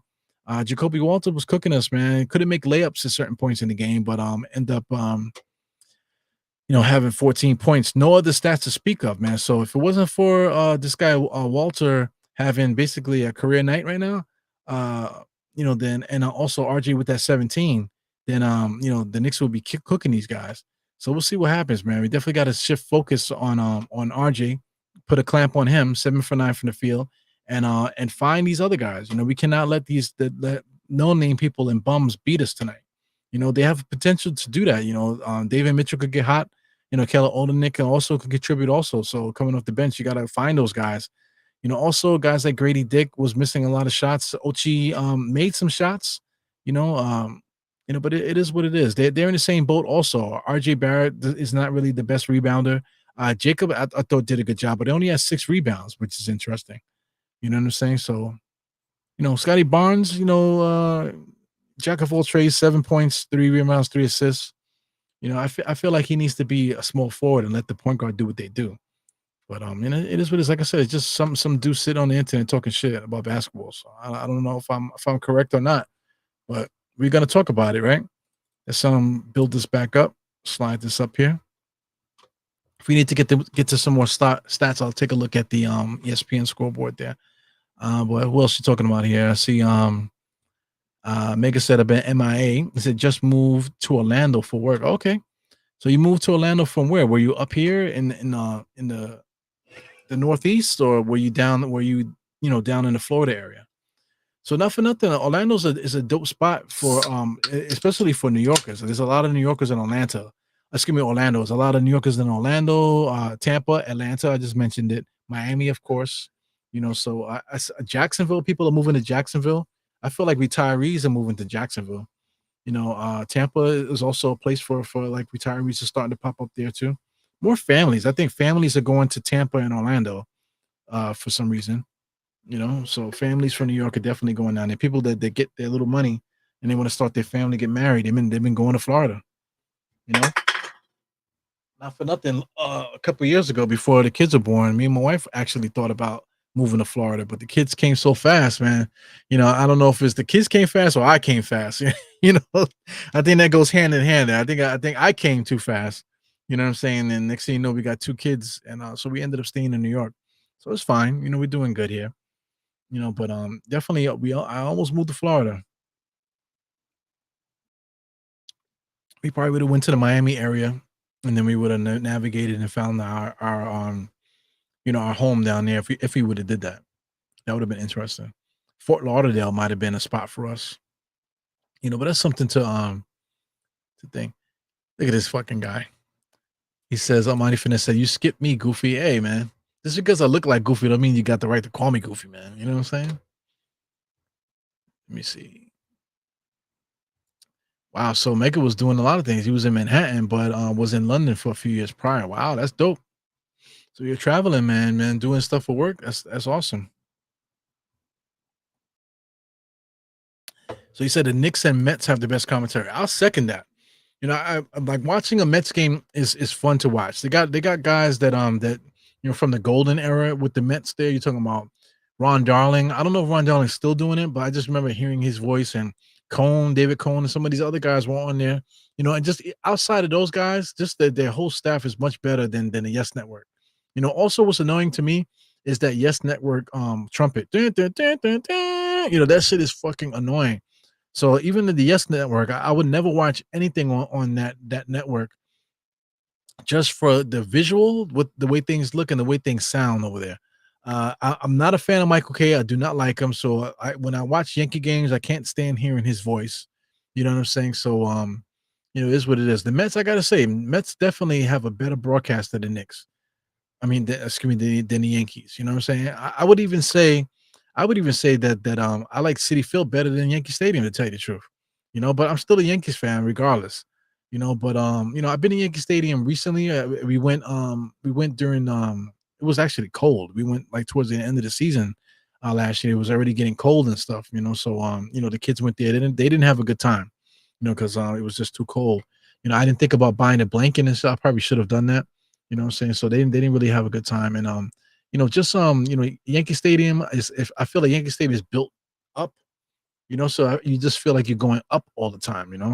And City Field, everything seems to be sideways. So you get to the floor, everything seems to be easily accessible walking that way.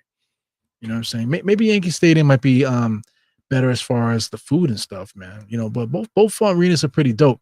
But I was just at City Field recently to watch that soccer game. They had the Red Bulls versus the NYC FC football club. So that was dope to be at City Field.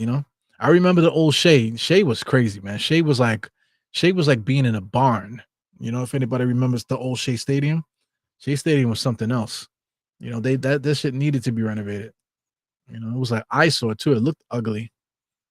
On the inside too, it just looked like an abandoned building. Anyway, we're back in action, man. I know you guys are already back in action, but I just got back.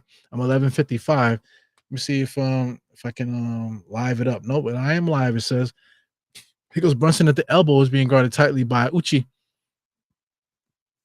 Picks up his dribble, gives it over to Karl Anthony Towns. Karl Anthony Towns is catch and shoot off the front rim, no good. Uchi with the rebound. He's pushing it. Scotty Barnes running the point. I don't like it. Top of the key being guarded by Josh. Grady has it. Coming around the screen. Grady gets into space. Throws a cross-court pass to Barnes, man. What are they doing? Nothing's happening. Gets it back to RJ Barrett. RJ Barrett and Scotty Barnes are basically running the guards. This is weird. You got Grady Dick as the shooter on one side, and you got their guy that's supposed to be the point guard on the other side. Uchi is basically out there being the extra defender. So they got two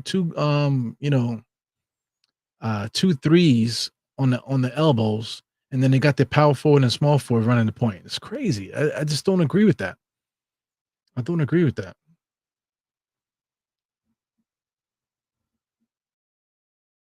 So looking for the inbounds, but no, it's looking at the jump ball here. Jump ball.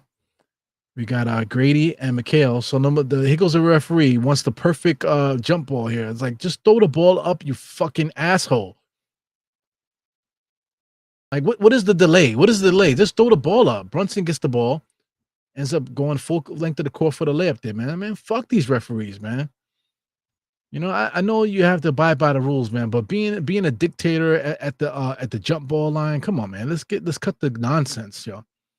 11 minutes now, 62-61. Knicks are up. Jacob looking to pass the ball to somebody. He just switched his pivot foot. Uchi has it now. Gets it over to number 9. That's RJ Barrett threw a 3-point shot to hell. Brunson gets a tap out from Mikal Bridges. Good change of direction there to make the defense slow down to give Brunson an easy layup. Here goes RJ running down the court like your grandfather. Just missed an easy layup. No foul call there, but Jacob was able to get the rebound to lay it up. Just a garbage basketball player. RJ Barrett, I'm just not a fan, yo. He has confidence. Somebody said before that he's irrationally confident. So that irrational confidence is what's giving him whatever stats that he's been getting throughout his career. Anyway, OG, hot potato over to McHale. McHale drives baseline to nowhere. Cross-court pass to Josh to nowhere. Josh is looking, trying to give it to Cat.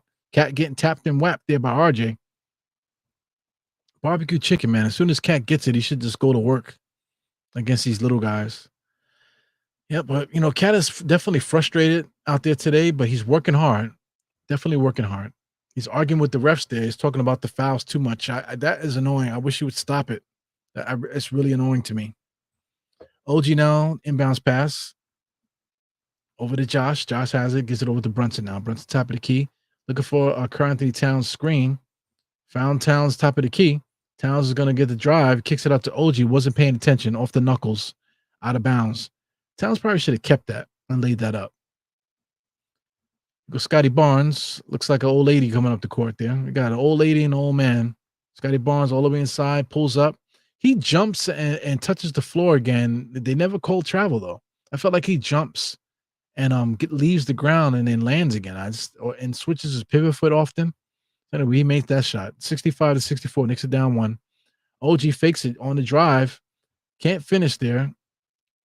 You got Jacob with the good defense there. Ends up being OG with it out of bounds. Once again, Knicks it down by 1. 65-64. 9:28 on my clock. Jacob's been playing some good minutes. I like the way he's playing. Number 30, Uchi got it on the drive there and just throws it out of bounds. And they're going to say it's Knicks' ball. They're going to say it's Toronto's ball. Maybe Karl Anthony Towns put his hand on it.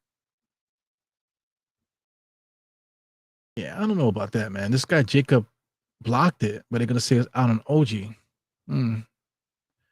Wow. Inbounds pass there. This guy, Uchi, wasn't able to lay it up. It was such a point-blank layup. He just blew it. Karl Anthony Towns with the rebound. Josh just threw a pass to nowhere. They keep jamming passes inside. I don't like it. So anyway, OG and RJ. I can't tell you who got the worst haircut. But OG throws it out to Brunson at the elbow. Coming over around the screen to OG. OG on the inside. Nice layup there. So if OG gets a step where he can extend and make the layup, he's a good finisher. Same thing like RJ. If RJ could do the same thing, extend and layup is good. But OG gets thrown off his balance too easy, man. RJ on the other hand, you can easily make him put up a bullshit shot.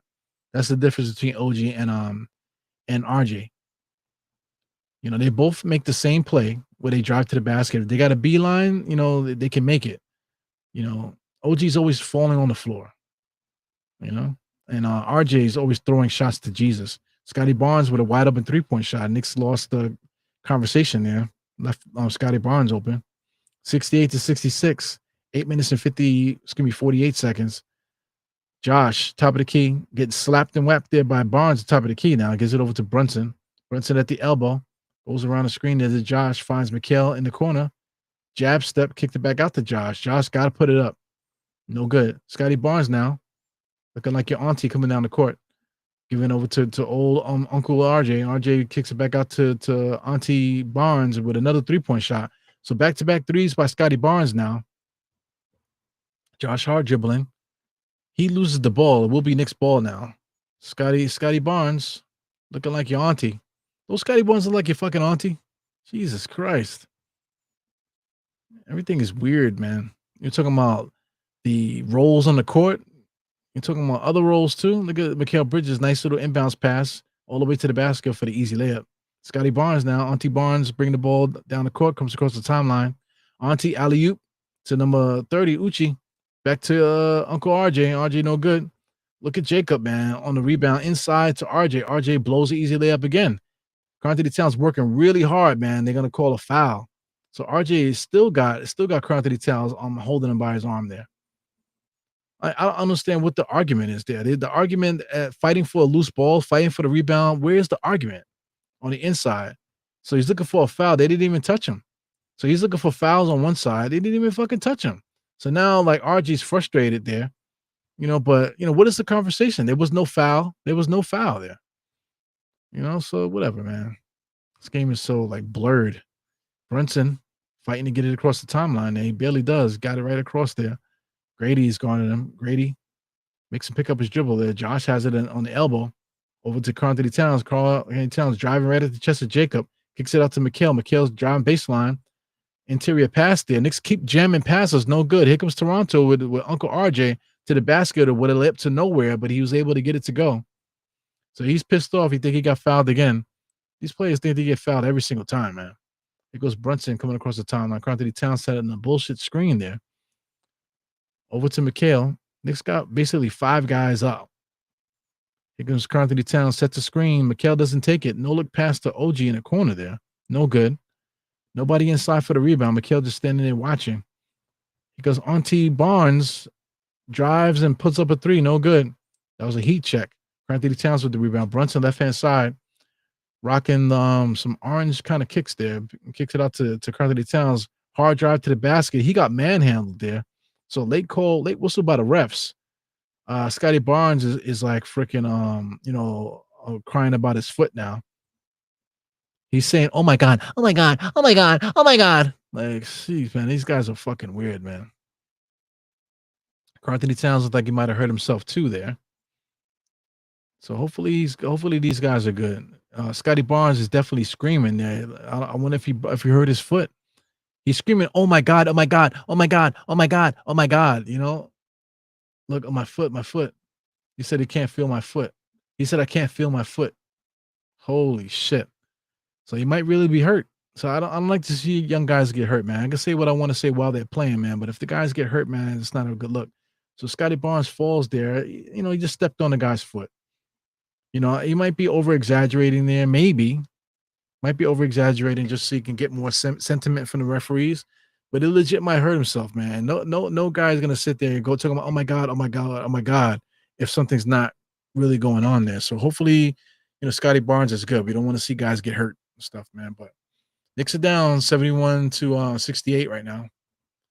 Scotty Barnes with the back-to-back threes definitely put some space on the Knicks here. So it's actually 73, 73-68. That's what it is. What else we got going on here? My man, Mighty Finesse, calling me goofy, man. Crazy guy. Yeah, man. So, what can we do? What can we do? Once again, shout out to Nick of Time Show. We've been going on every Wednesday or Thursday, depending on what's happening. If the Knicks play Wednesday, the Knicks actually are playing Wednesday, and we're not too sure what's happening Thursday. So I think we're probably gonna do an episode, maybe a special episode of halftime to crunch time. We'll probably do that. So you might see that show, with a different intro, on this channel and also the Nick of Time Show. You know what I'm saying? So, tune in for a similar halftime to crunch time show. Typically I do play by play, but if we'll have Apollo and my man Phil Portal on the pod, then we'll definitely just be doing something else, talking Knicks, watching the game and stuff, I guess, so we'll see how that goes. Definitely a different look. I would like to have somebody else be with me because I like to do my play-by-play. I do my own color. I'm doing color and play-by-play. So, most of you guys here are here to watch that, but it would be nice to have somebody in here and once in a while. I used to try to do that, but we end up not talking about the game, which is crazy. I had Tony here, which was dope one time. Also had shout out to Andy from MBK. He was on here one time. I had various other people. I think I might have had Sim here one time. I think I had a few people throughout the time I've been doing this pop in. Never end up talking about the game though, and always end up talking about side shit. So it's incidental contact. It shouldn't be anything going on because Anthony Towns looked like he hurt himself too. He did definitely look at on the side there. You could tear your ACL on those angles that they were. But Scotty Barnes definitely complaining about his foot. The way he's reacting there, you would think that he'll be out for the game. So they're definitely carrying him out of there. Hopefully he didn't break his foot. So he's hopping on one foot. They should not allow him to do that. You should not allow him to hop on one foot, out of there, because then you're going to end up hurting something else. But we'll see, man.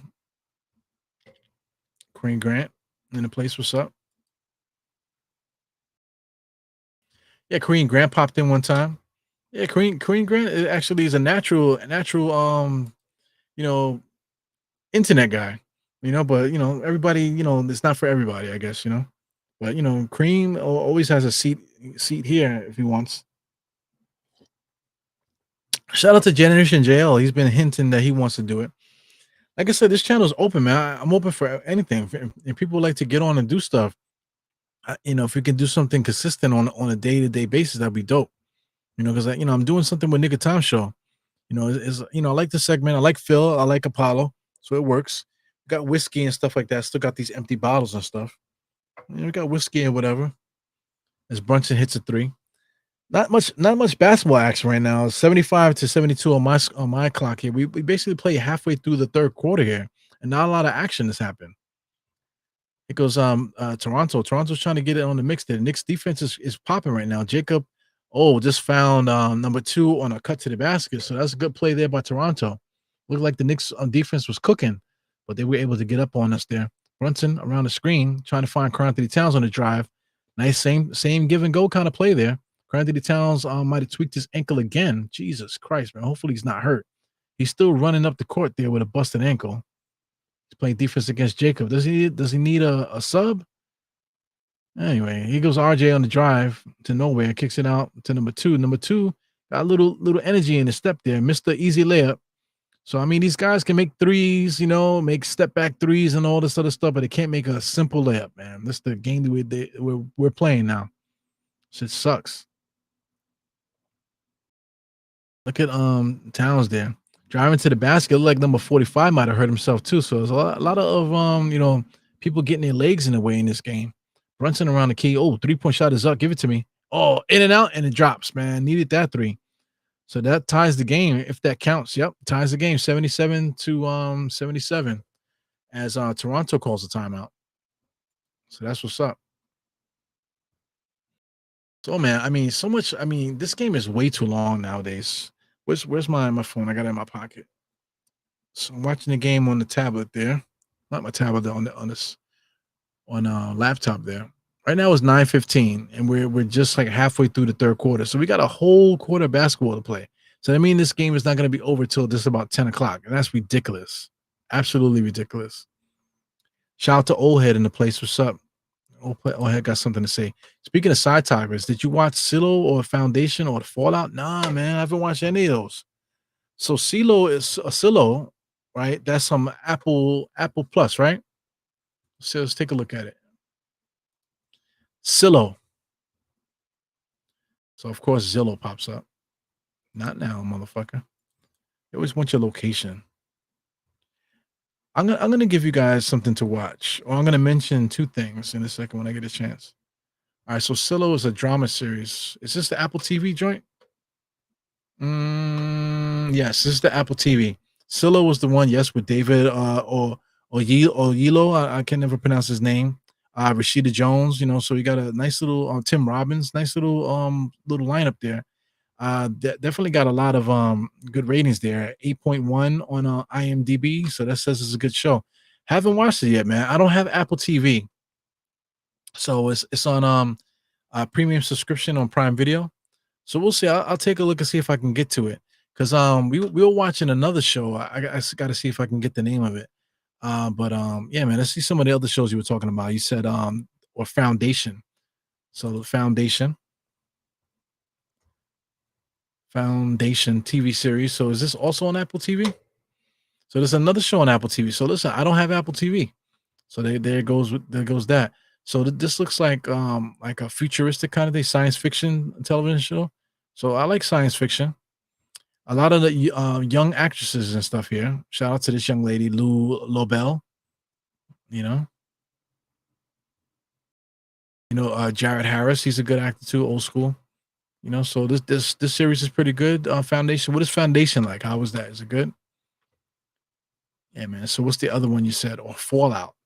Fallout. So we're still not back in action, man. All this freaking side talk is ridiculous. We're waiting for the teams to come back from all right, so this is based off the video game Fallout. So now I haven't watched it yet. So I'm gonna take a look at see who's in this one. Who's in Fallout? I don't see anybody that I recognize. Oh, I see my man here. This crazy motherfucker here. So I got a decent cast I'm looking at. I'm talking about Walton Goggins. You got Zach Cherry in there. A couple people I recognize. So I got to check that out. It's on Prime Video SE or Freevee. 8.3 on the ratings there. Got to check it out. So we're back in action there. Jacob Podol just got a score, 79 to 77. Knicks can't really do nothing with Jacob, man. He's definitely playing good out there. Brunson bringing it across the timeline, being guarded by 45. Mikal Bridges sets a screen there, almost a moving screen, Brunson was able to get around it, kicks it out to OG in the corner. Give it to me, baby. 3-point shot, no good. 14 gets the rebound. Here he comes. Down the court, over to RJ. RJ got hit in the face with the ball just about. Sidestep. Cross-court pass back to Davian, and they're going to call the travel. So Davian moved before he caught the ball, jumped into the catch, and then moved without dribbling. So that's a travel every single time. And so there's a lot of good shows out there. So definitely gotta keep my eye on these shows. There's Silo. I definitely want to check out Silo. Foundation is sci-fi. Fallout is also Fallout is a video game. So we gotta check it out. Shout out to The Walking Dead. I used to love The Walking Dead. Walking Dead is no more. All the spin-off shows were good, except for Fear the Walking Dead. That was fucking trash. But I sat and watched so many seasons of that. As Josh Hart goes down and blows a layup, but they're gonna call a foul though. I don't know if they're gonna review it or what. Josh Hart wants a review. Josh Hart goes inside there. Yeah, absolutely a foul, but that's a pro foul. That's something that you got to eat. But he's gonna get free throws there. But like I said, Fear the Walking Dead, I thought it was pure trash. It was so trash that I didn't even finish it. I can't finish the series, but everything else was good. Those other spin-off series from The Walking Dead I thought were really good. Josh Hart misses the free throw. You beg him for free throws, but miss them. So it's weird. So speaking of Walking Dead, that's a segue to what I want to talk about. Fear the Walking Dead. Because I can't think of the name of the show. So, but I know the actor. So this actor here, Coleman Domingo, he has a show right now called The Madness. That's the name of the show. The Madness, man. This show is garbage, bro. You know what I'm saying? It said one season of this. So far, whoever wrote this show must have wrote Fear the Walking Dead, because this show is garbage to me. I don't know what's happening, and I don't believe it. I think I'm like 4 episodes or 5 episodes in. Watching my wife. Halfway through the 5th episode, I was done. So I don't care to watch the show again. So we got Grady Dick. Nope, it's gonna be Olenek, the other white boy. He shoots a 3-point shot. So the Knicks are fooling around with these guys. 81-78. Inside to Josh. Josh goes up for the layup. He misses it. No foul call. He ended up on his back. Here goes RJ, full head of steam there. Kicks it out to Davian Mitchell. Back to RJ. RJ got Josh in the post there. Spinning. Dribbling now. Now he's posting him up. RJ can't post up. Swing on the inside. Tried to get the foul, and they gave it to him. Garbage. 81-78. So the Knicks only made one shot in this half here. So we in the third quarter. Just after that little bit of a break, it ends up 78-81. So look at this young lady there. Josh Hart is upset, but the young lady's like got her chest up, definitely trying to make the point with Josh, and Josh is walking away from her. But she's doing the chest pumping thing, kind of like pumping her chest at him, and he's just walking away from her. I would do the same thing too, man. You know what I'm saying? I'm married and my wife is watching, so let me get away from this chick getting too close to me. Yeah, my man Coleman Domingo, he could be playing Kane. That's what he's saying. He's a good actor, man. I want him to succeed. I want him to succeed, that guy, Coleman Domingo. I would love for him to find something that's really good for him to be in, so it goes Brunson, comes around the screen there, top of the key, being guarded by RJ. That's barbecue chicken there. Try to get him free. Precious is back in the game. OG in the corner there for 3. Give it to me. He misses another one. Nobody inside there for the rebound. Deuce is there. Wow, number 45 is very liberal with the dribble. RJ now spinning. Just falls to the ground, and no foul call. He just fell to the ground. Precious has it now. Finishing all the way to the basket. I love the extension there. Blows the layup. The OG was off balance also with the rebound. Wasn't able to finish there. He goes Olenek there spinning. Kicks it out. OG with the steal there. Here he goes over the top. Easy layup. So OG's gonna do that. OG doesn't really do the Euro step thing. OG comes in there, he'll do the step through rather than a traditional Euro step.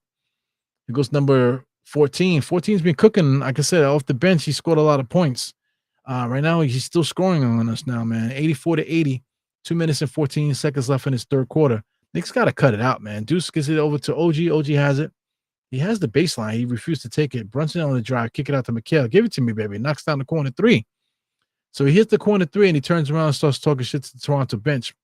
Whatever gets floats his boat, bro. Whatever floats his boat. RJ coming across the timeline. He's definitely running offense. He's the point guard. It's just bugged out. RJ is the point guard for Toronto. Olenek has it. Toronto don't know what to do. You got number 14 and 45 both running towards the ball. 14 in space, pulls up mid-range, no good. Wow, Precious has it. So 14 and RJ are basically the go-to guys now, huh? Brunson around the screen. Inside the McHale. He was in the paint. He jumps out. Brunson has it again. Looked like it was a foul there. They didn't call anything. 9 seconds on the shot clock. Brunson pulls up. 3-point shot falling off balance. In and out, no good. Olenek with the rebound, pushing it. Over to 14. Alley-oop to RJ. Big time dunk there, man. I got to give it to them. Big time play there by RJ with the alley-oop up top. Definitely was way up there. 86 to 83.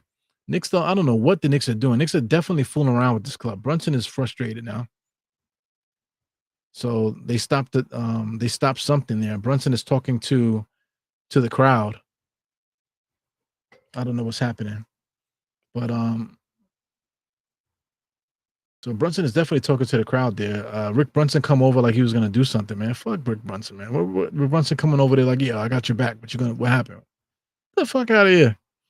You know what I'm saying? This is not East New York somewhere, you know. Guys are playing NBA basketball. You know what I'm saying? Coming over to your son's defense, you know, talking to somebody in the crowd, whatever. I see MYK Bro talking. So Walking Dead, Dead City. That was dope. The Dead City was definitely dope. They set it up the way Dead City set up. It said they set up a whole new universe in Dead City. So I thought that was dope. You know, the Maggie and Negan dynamic too was awesome. Maggie went too far. Maggie went too far. You know, Maggie did a lot of dumb shit too. You know, so she was definitely trying to punish Negan, but Negan did a lot of good too. He did a lot of bad, of course. You know, of course, he killed her husband, but she went too far.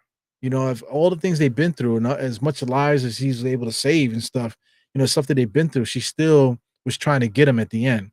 But she got him at the end and ended up doing something worse now. You know what I'm saying? So it's an interesting show, but they definitely set up a whole nother universe there with the Dead City stuff. So I'm actually intrigued by that. The whole New York dynamic and getting Walking Dead back in New York, you know, because I think they wanted to start The Walking Dead in New York, but they ended up just keeping it with the show, you know, the way the comics went, you know. So finally we get to New York, man. So definitely a interesting dynamic. So anyway, back in action here. We got a minute left in the third. Let's see if we can just get this game going here. It's too much delays. Cam Payne around the screen gives it over to McHale. McHale just jams a pass to OG for no reason. He was wide open. There was no reason for it. So they're gonna say OG's out of bounds. So I don't know what happened with Brunson. So Brunson is going to the back. He got a towel over his head. I don't know what happened. He was saying something to the fans. So I definitely cannot hear what's happening, you know, but we got Davion Mitchell coming across the timeline. Cameron Payne is out there now, guys. Cameron Payne getting up there on the defense. Davion Mitchell, 44 seconds left. Knicks down by 3. I don't think the Knicks can win this game without Brunson.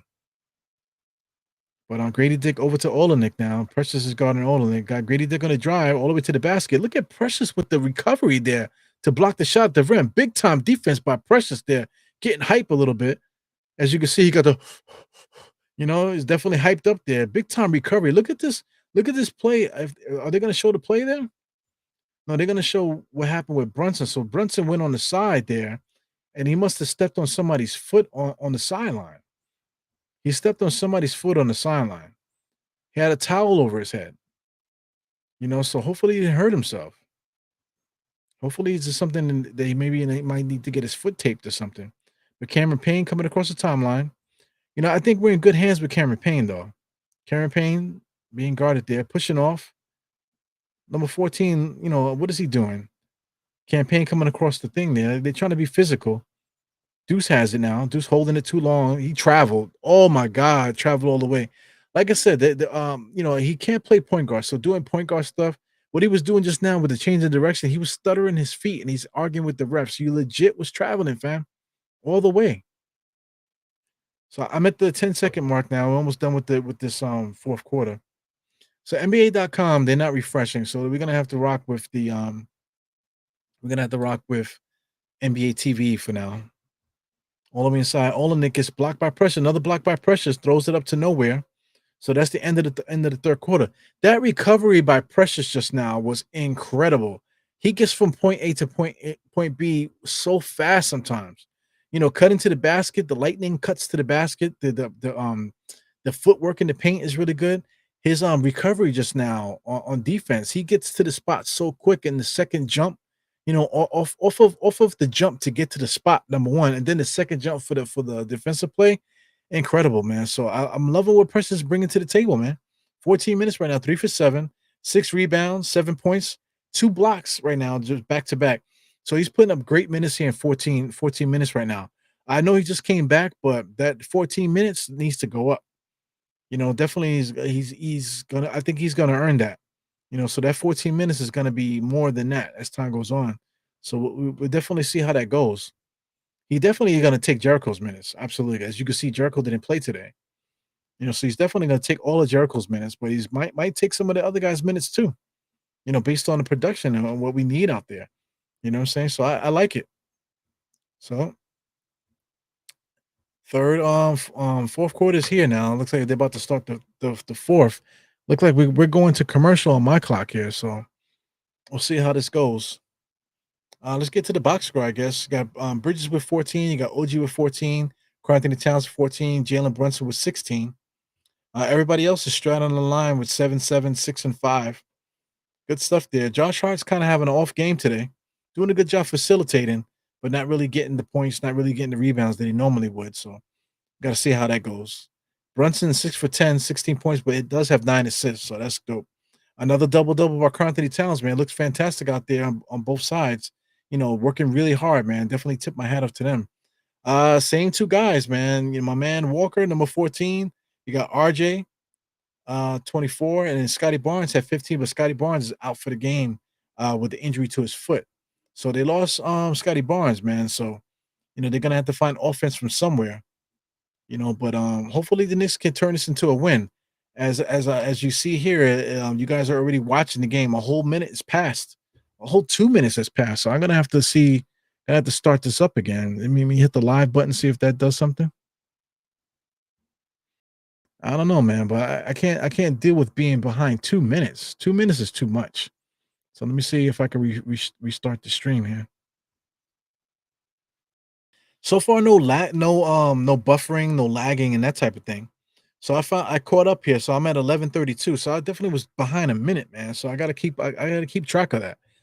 We got Olenek now, gives it to number two. Number two, dotted line, being guarded by Towns now. Cam has it right in front of here. Olenek being guarded by Towns. And Grady Dick finds his way all the way to the basket, lays it up nice and easy off the cut to the basket. Passed by Olenek. Yeah. Campaign now being guarded very tightly by number 14. 14 is playing very physical there. So Cameron Payne there just pushed off on there, pulls up for 3, no good. So 14, a lot of contact. The referees are letting certain contact go.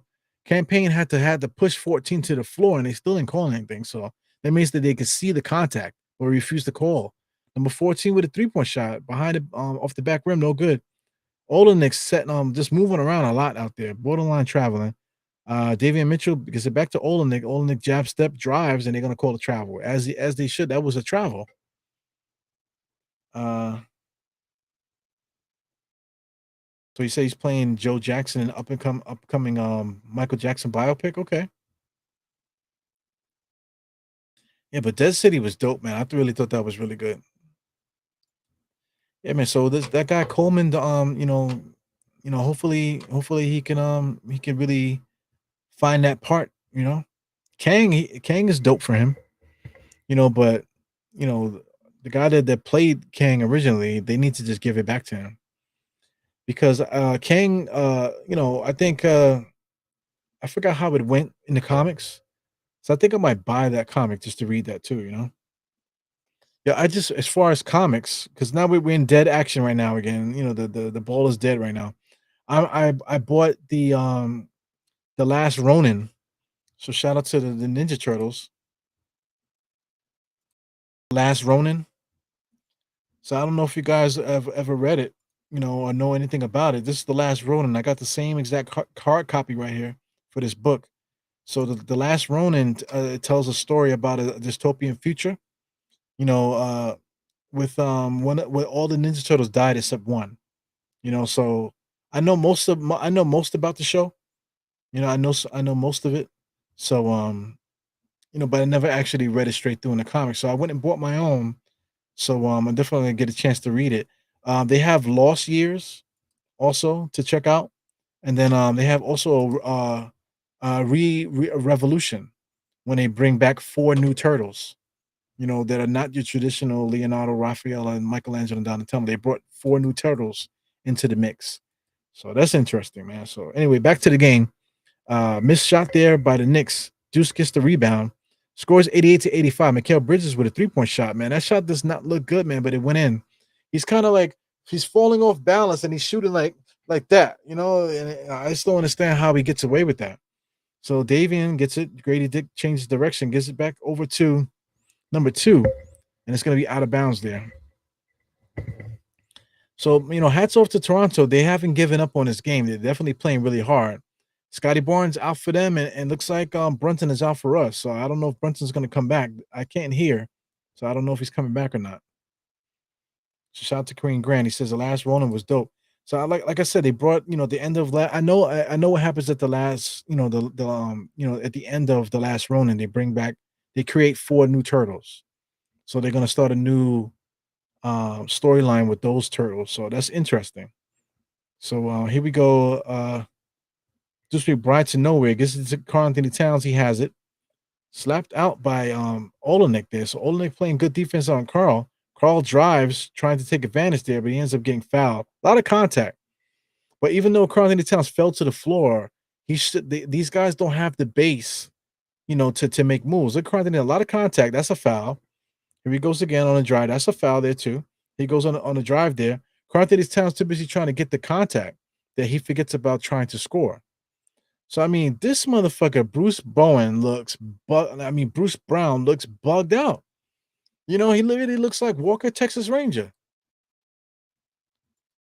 Bruce Brown tonight.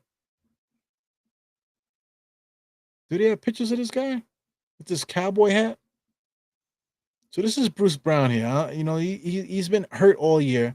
He's trying to get himself back into shape. He should be coming back soon, I think. But he's out there with a freaking full cowboy outfit, man, looking like Walker Texas Ranger. Shout out to Chuck Norris. You know what I'm saying? But yeah, man, that last Ronin is dope. It's not spoilers. It's been out for a while. So if anybody doesn't know about that, pick it up. I'm gonna start reading it soon and then get into it. And then I'll get into the news Four Turtles. It's interesting. Because I mean, I feel like they got all they could get out of the original Four Turtles, So if they got a new storyline when they want to introduce four new turtles, because they try to bring some females into the mix, if you guys, it's interesting. Get into the Ninja Turtles and look up some of the different things, and maybe buy some books around certain storylines, so you can see what that's about. It's interesting, you know. So I'm gonna get into it. I'm in the new Revolution books. I'll probably buy those too. You know, 'cause I'm a big Ninja Turtles fan, man. When I was a kid, they were like violent books, but then when it came out with a kids TV show, it really got into the kids TV show. But I do know the original Ninja Turtles. It was more like a preteen kind of like young adult book. It was more violent. The Turtles, it was like all black and white. So that was interesting, man. They were definitely interesting. But I mean, the OG cartoon is fantastic, of course. But then they done made so many remakes throughout the years. The recent one that they made, as far as TV show, was really good. They tried to make a new movie, which I don't think anybody wants a sequel to that. It was okay. They also did another spin on a futuristic version of the Turtles, but it gave them powers, which is interesting. So that's weird. That was a little bit weird, but it was interesting. Let me see here. He says, you got to check out Blade Blood Hunt. It's a red band. Okay. Real gory. All right. No doubt. Blood Hunt. So I gotta definitely check that out. Okay, so you say he stepped on his foot. Yeah, but Good observation there. So I just saw the replay just now. So he stepped on his foot. But look at this guy, Bruce Brown. He is like distracting me, man. Why the fuck is he dressed up like Walker, Texas Ranger, looking bugged out? You know, looking like he want to ride till he can't no more, man. You know what I'm saying? What is going on? Wild. You know, nowadays, 2024, people could just be what they want to be. You know what I'm saying? Nobody cares really anymore. Some people care. You know, those people are dicks. You know, but nobody really cares anymore about, what how you dress or what you look like or whatever. Nobody gives a shit. You know, but sometimes you're like, people really think that they're like cartoon characters or something or whatever. They want to be bigger than the game. They want to be bigger than their team. You know, it's just weird. So back into action, man. Nothing has happened. All this talking that I'm doing, literally no time came off the clock. Is 88 to 88 still. Like, what the hell is going on? I'm at the 9:17 mark. Like I said, I'm gonna have to use ESPN because the NBA.com thing is not really working. The actual time is 8:09. I see on the screen. Well, I'm still at 88. So it looks like the Knicks are gonna take the lead. Let's see what happens there. We got number two, double crossover, goes inside, Euro step to Jacob, knocks that down that layup. So that makes it 90. So at some point the Knicks are gonna take the lead, but it looks like Toronto's gonna get it back. So here comes campaign over to Cat top of the key. I saw Brunson come back, so Brunson might be back towards the end here. Cat with a hard layup to the basket. Yo, Cat is working hard today, man. Definitely caught a couple bad spills. He got caught up in the Scotty Barnes thing too. You might have got hurt there also. You know, so he's gonna have to soak in some Epsom salt tonight. Jacob Polder now gives it over to 45. 45 is doing nothing, man. I thought he had more skills than this. Number two, catch and shoot off a pass from Damian. Wow. Campaign with a big time rebound there. He pushed him off with his body and got the rebound. Campaign all the way to the basket. Patented scoop shot. He gets that to fall. Nice shot there by Campaign. That makes it 92 to 90. So they're gonna come back and Toronto's gonna shoot a three probably. So we got Davian Mitchell running the point now. 45. Gets it over to number two. That's the 3-point shot. Catch and shoot. So number two. No, that's number 14. Number 14's been cooking, man. I don't know who the fuck this dude is, but number 14 on Toronto, man. Definitely been playing his ass off. Who is this guy? Jake, this is Jacoby Walter. So Jacoby Walter, man, definitely putting on the show here. 6'5", 180 pounds. He actually was on my fantasy team, so I'm acting like I don't know who he is. He actually was on my fantasy team, because he's been playing due to injury and stuff, and he had a couple good games recently. So I actually was following him on paper, because I actually had him on my fantasy team. So here he goes, having probably his best game of the season. No, not by the season, because it says he's averaging 16 points per game. What the fuck? Who is this guy? Is he averaging 16 points per game? That can't be right. I don't know. That's tonight. He got 16 points tonight. Like, what the fuck? Anyway, back in action, man. Looks like the Knicks might have scored again. So that's 95 to 93. Knicks are up. Look at ESPN having problems. Look at the score. All right. So here goes Toronto. RJ changes direction, able to get the left-handed layup on the opposite side. It gives him 95. Knicks are going to come down. Diego Deuce trying to create. Finds Cam. Cam with a cut all the way to the basket. Kicks it out to OG for three. Off the side rim, no good. Look at Deuce on the inside, man, trying to get the rebound. No other Knicks to speak of. RJ comes down. He's dribbling. Old man. Look at the 14 on the drive. OG with the steal. Carl Towns has it now. So Knicks have to do something with these scores here. It looks like they're not. Mikal Bridges with the catch and shoot was not a good shot. Two bad shots by the Knicks. Two poor possessions, I should say, by the Knicks. Now here comes Toronto. RJ dumps it off to 14. No, to number two. Number 2 and 14 look very similar. So number 2 was able to get in there for the layup. So number 2 and number 14, they look very similar from far away, so you got to bear with me. Looks like Brunson's going to come back in the game. So we're at crunch time, 6 minutes and 35 seconds. Brunson needs to come back in this game. So timeout now. So it's 97 and 95. Brunson will be back after this timeout. So this is crunch time right now. Talking about crunch time, halftime to crunch time. This is crunch time. 6 minutes and 35 seconds is crunch time. So if the Knicks are gonna try to put this team away, now is the time. As the starter, Brunson is the closer. On their side, they don't have their closer, which is Barnes. Barnes and RJ take turns in that regard. RJ's been playing pretty good today. I'm looking at at the box score. Like I said, Jacoby Walker right now, 19 points is killing the Knicks. RJ Barrett with 26. So all the RJ Barrett stands are gonna come out to the woodworks, man. If Toronto beats the Knicks tonight, if they beat the Knicks tonight, just stay off the internet. You know what I'm saying? That's all I gotta say. As far as the Knicks, our guys are doing what they're supposed to do offensively, I guess. 20, 14, 16, and 16. Brunson's probably gonna finish with 20 something before the end of the night is over. But Josh Hart kind of having an off night a little bit. So Knicks gotta dig in there if they want to win this game. I know they're in Toronto. We're playing away, but we should still be able to pull away this win here. So we'll see what happens here. Knicks Nation in the place. What up?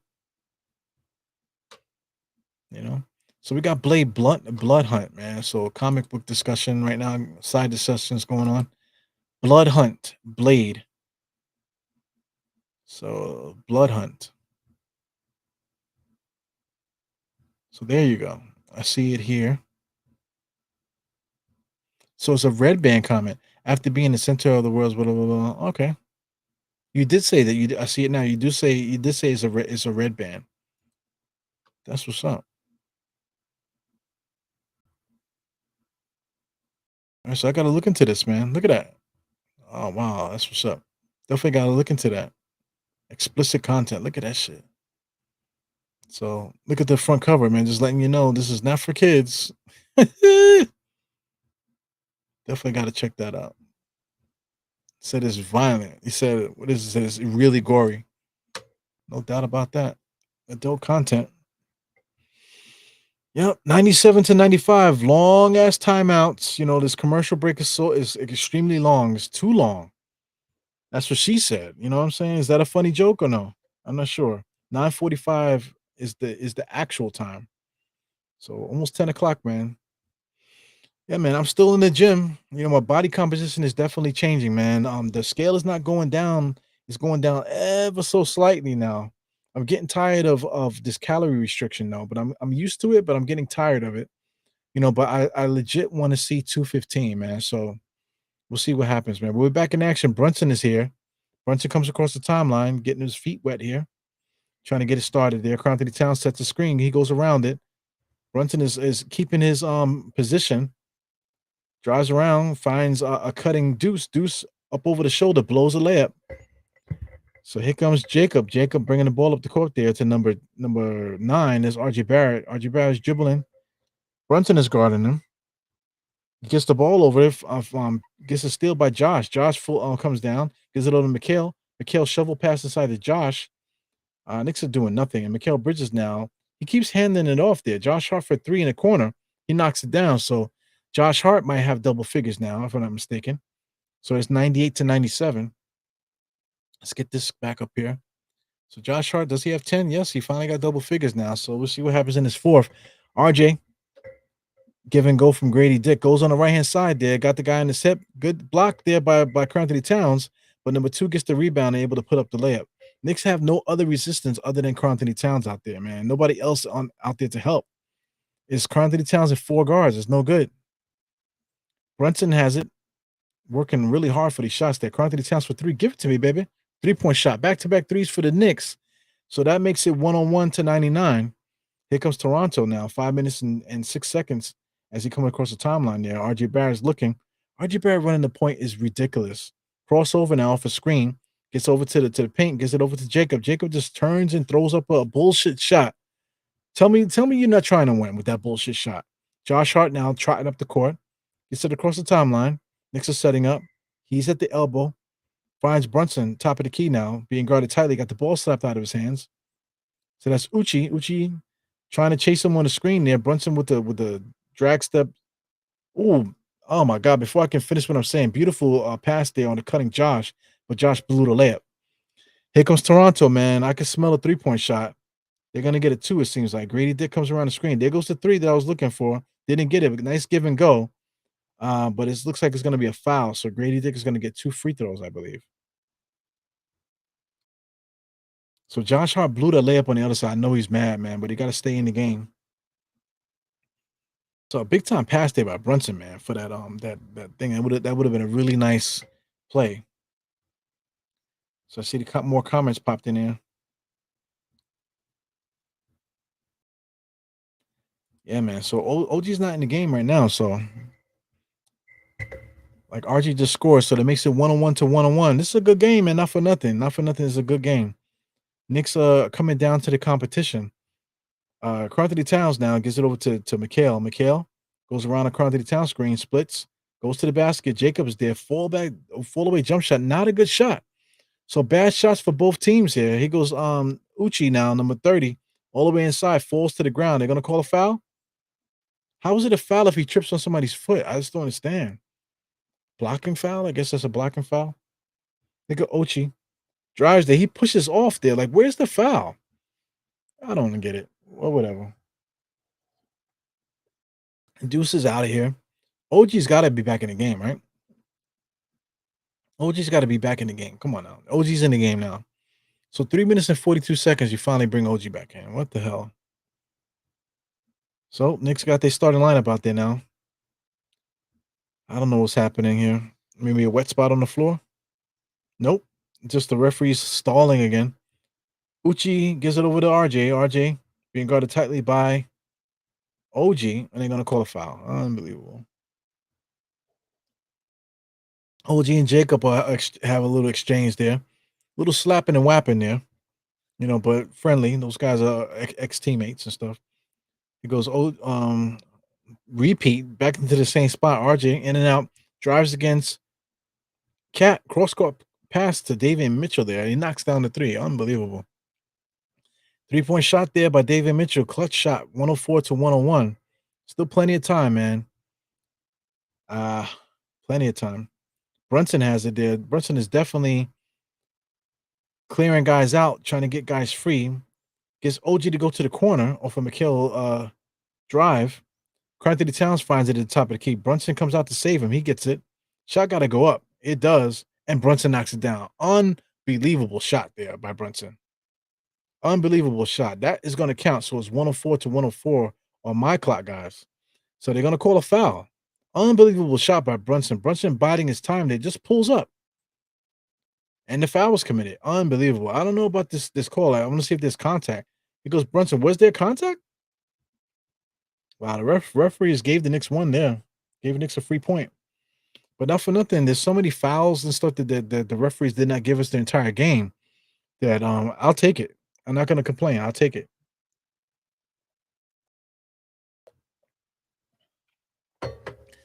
I wonder how long Brunson is going to go with this long hair. Eventually, he's going to have to cut that thing off because it looks like it's thinning a little bit. Number 45. Wow, Jacob is fooling around there. RJ gets it on the drive and then just throws it away. No foul call. It could have been a foul both ways, so the referee just didn't call anything. Josh Hart has it, looking.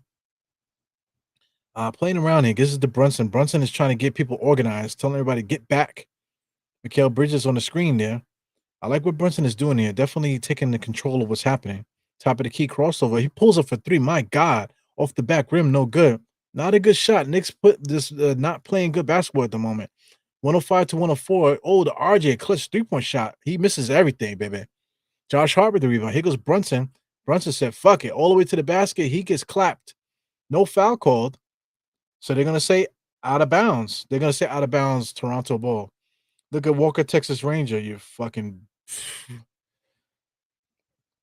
Oh, my God. So he gets... I don't know if he got fouled. He slapped the ball out of his hands there, but they're going to say he was out of bounds. But Grady Dick was on his back. Pause. See what I'm saying? Grady Dick was on his back. Can I say pause? Fuck it, man. Anyway, 45 has it. Top of the key, fakes it. Comes around the screen. Josh Hart fought through the screen. Wow. Damian Mitchell all the way to the basket. He's basically the holding him down there. He hit a clutch three. Now it's a clutch drive there.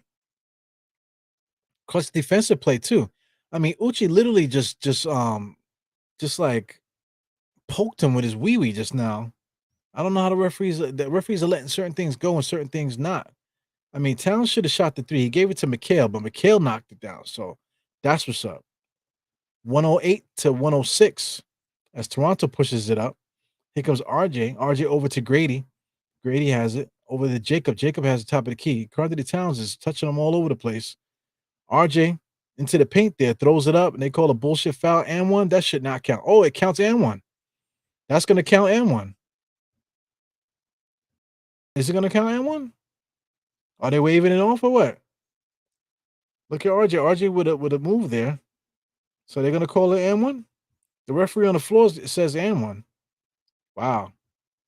So they didn't even count it. I don't think they counted that. Oh wow. So no free throws at all. What the hell? Here comes number 30 now. RJ gets it back. RJ crossover gets to the goal drive, kicks it out to 45. 45 to Grady. My goodness. 3-point shot, no good. Carter Towns with the rebound. So I'm way behind, guys. I see you guys at 42. Here comes Brunson. Brunson's gonna come across the timeline. Toronto look like they're gonna tie this, but I'm at the 1-on-1. I just came across the 1 minute mark, man. Damian Mitchell. They're attacking Brunson. Brunson no look pass to Josh Hart into the paint. Easy shot. In and out, no good. Carly Towns with the rebound. A lot of slapping and whapping in there. RJ on the drive. Throws up a bullshit shot that goes in. That shot was bullshit. RJ got to have like close to 40 right now, man. Man, what a bullshit shot RJ threw up. I got to see the replay. That was not a good shot. He just threw up some bullshit layup and God let it go in there. He has 30 points right now. I gotta see that replay. Here comes off a shot from Josh Hart. He had that shot. He should have shot it off the glass. Carthony Towns slapped and whapped. RJ, full head of steam there. Look at that shot, man. Bullshit. Bullshit shot. Doing a lot of shit talking. Look at RJ. RJ literally looks like a young Bill Cosby. Man, come on. RJ. Uptown Saturday Night. Tell me RJ don't look like a young Bill Cosby, man. Look at this. Tell me this is not RJ.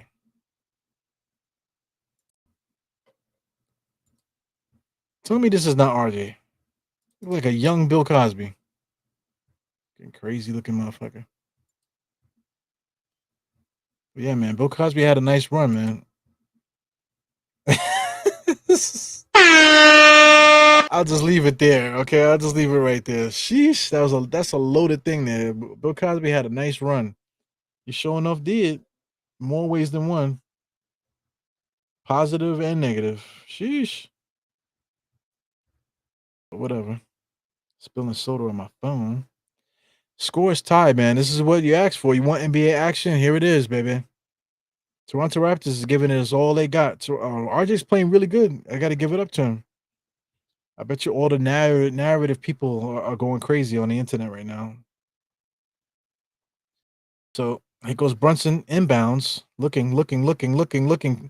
Can't get it in. Finally get it to Carnegie Towns. Brunson has it. Being guarded by two people. Kicks it in. Wow, those dump passes on the inside, those are thread the needle dump passes, man. Man, I don't like it. That's too much. Too much room for error there, man. Those passes. Sheesh. Look at this Brunson pass, man. You're talking about thread the needle all the way inside there. Wow, look at that. I guess, as it happened, it looked worse than it was. But look at this. Wow. On the inside finds Carthony Towns, and he's able to get the layup. Unbelievable. So, yeah, man, these guys, like Carthony Towns, as great as he is, he has all the stats. You know what I'm saying? He's going to be a Hall of Famer one day. You know what I'm saying? Definitely.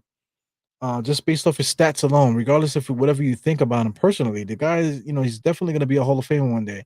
But he still has so many different things that he needs to learn. Brunson is fired up in the huddle right now. He's yelling at guys. Definitely fired up in the huddle. I don't know what's going on. Brunson just shouted. Look, he shouted something out now. He's shouting out something, shouting out instruction. That's the captain. Carthony Towns completely quiet. Mikal Bridges quiet. I see OG talking a little bit.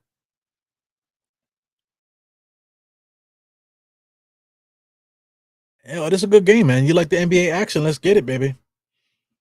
So I'm looking at the scoreboard, man. Shout out to ESPN. They're doing a good job keeping up with the score. 6 seconds left. I see it's 113 to 108, but I'm at the 36-second mark, man. Taking forever, man. I'm literally like almost a minute behind. So you guys will see the end of the game before I will. But catch my reaction, 36 seconds, man. We got Uchi inbounds here, looking to get the inbounds. Can't get it in. Nobody turned around. Jacob needs to turn around. RJ throws it in there last second, man. OG's right up on him. Comes around the screen. Carl Anthony Towns guarding him. Chest to chest.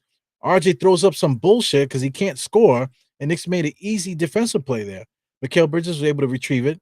It goes Deuce, made it to the half court line. It almost was backcourt there. Sheesh. Got OG now top of the key, running the clock now. 14 seconds. I don't know why we're doing that. We don't need to run the clock. Then Knicks are up by 2. Whoa, Carl Anthony Towns with a 3-point shot. Wow, he threw that shit up, and that went in though.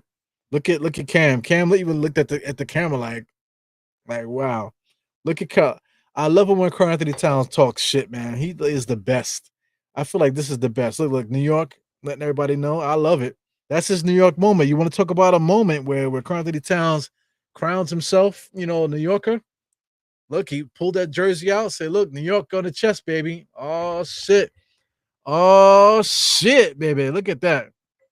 Chest to chest defense, man. Look at OG came in on the weak side. Mikal Bridges is very kind of like non-aggressive on that retrieval there, but Carl Anthony Towns with a clutch 3-point shot. I love it. Look at that. New York 32. Look at that shit, baby. I love it. I love it. I think I need to rewind. Can I rewind that? I don't want to rewind it, but unbelievable that you want to talk about screensaver. That is a screensaver right there. The New York on the chest. I refuse to buy jerseys, guys. I refuse to buy people jerseys because these guys are younger than me. So I just got a thing now. Like when RJ was here, I refuse to buy a 19-year-old's jersey and put it on my chest. I just feel like that is like you want to talk about the pause game, like having a little kid's name on my chest is just like I just can't do it. But Karl Anthony Towns, outside of these young guys on the roster, I got to get me a Knicks jersey, whether it'll be like an old school person or maybe one of my names, get my name on a jersey. I definitely need that New York on my chest, man. Wow, I almost didn't get it in there. Out of bounds, they called it. But good defense by the Knicks there. Toronto was not able to get the ball in bounds, so that might be the end of the game there. So 4.9 seconds on the clock, and that's the end of the game. They couldn't get the ball in bounds. Mikal Bridges gets it to Josh. They didn't even try to steal it. Karl Anthony Towns has it now, so it looks like that's the end of the game. Toronto Raptors tried to steal it. They were going to play the foul game. Knicks lost it, but end up with it back, and then Toronto gave up. So I like that. I like OG's, and OG's a good ambassador. I gotta say, he mixes it up sometimes. You know what I'm saying out there. Definitely not a pussy. But I love the way that he carries himself. He's a good ambassador of the game. He's a little quirky, of course. The little things that we joke with him about, but all business, my man. I just love it. Shout out to Campaign and Bridges with the dances and shit like that. Karl Anthony Towns absolutely representing New York. I love it, man. And this is the best thing that you could ever have right here to watch this. We beat RJ gave us all he had, put on the good showing, but the Knicks put the clamps on him at the end, wasn't able to make the play. But Karl Anthony Towns shining moment now, hitting that 3-point shot and then watching him talk his shit. I love it, baby. That's what it's all about. We're in Toronto, letting everybody know they got that New York on the chest, baby. Look at that shit. That's where I'm from, representing New York. Yeah, man, I love that shit. Clap it up for Karl Anthony Towns, man. That's definitely like his welcome to New York moment. I don't think he's done that yet. I don't think that's the first time he's ever done that. So Karl Anthony Towns doing an interview right now. So I'm not gonna hold up too much of your time. If you guys would like to hear the interviews and stuff like that, you could do that. Post-game shows for other content creators and stuff. Please check those people out. You got Nothing But Knicks. They do a post-game show, if I'm not mistaken. Him and Sim and Tony, I believe, will be going on together. I'm not sure if Sim is by himself. You got Nick of Time Show got something going on. Of course, Nick Fan TV, of course, got something going on. Got plenty of different channels doing things at the moment for post game. So get out there, support your favorite content creators. Get out there, support everybody. Before you get out there supporting other people, man, hit the fucking thumbs up before you get out of here. You know what I'm saying? I've been saying I gotta fix the outro.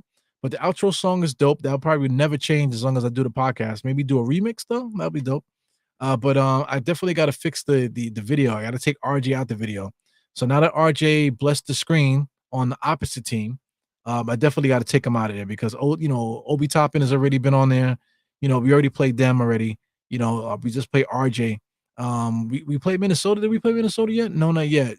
Julius is in the video, but this hopefully this is the last time you see it. Shout out to the Graffery just popped in. Shout out to the Graffery, definitely one of the members of MBK. Definitely appreciate everything you do for me, man. Myth is in the place too. Let's go Knicks. But without further ado, man, like I said, I don't want to kill any more of your time. I see you guys for the next game. The next game we play Atlanta though. We play Atlanta on Wednesday, if I'm not mistaken. So that's for the NBA Cup.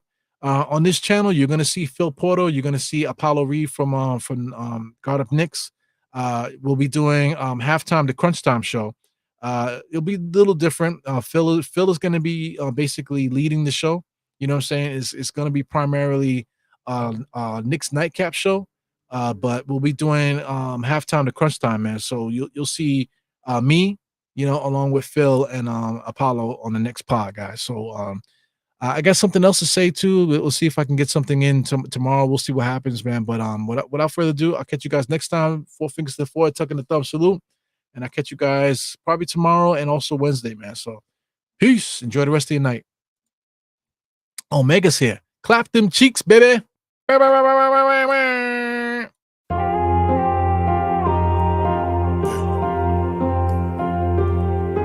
I see you. Die hard. Trap. We gonna do this one the right way. We in here forever. Yeah. Die hard, homie, die hard. You can check the swag, he the realest by far. Swimming in that blue and orange, he the lifeguard. Yeah, he been through pain, at least he got some nice scars. He can smell a trophy, yeah, you need it back to back. Represent himself, his own name is on his back. 10 toes down, try to stop him, he come back.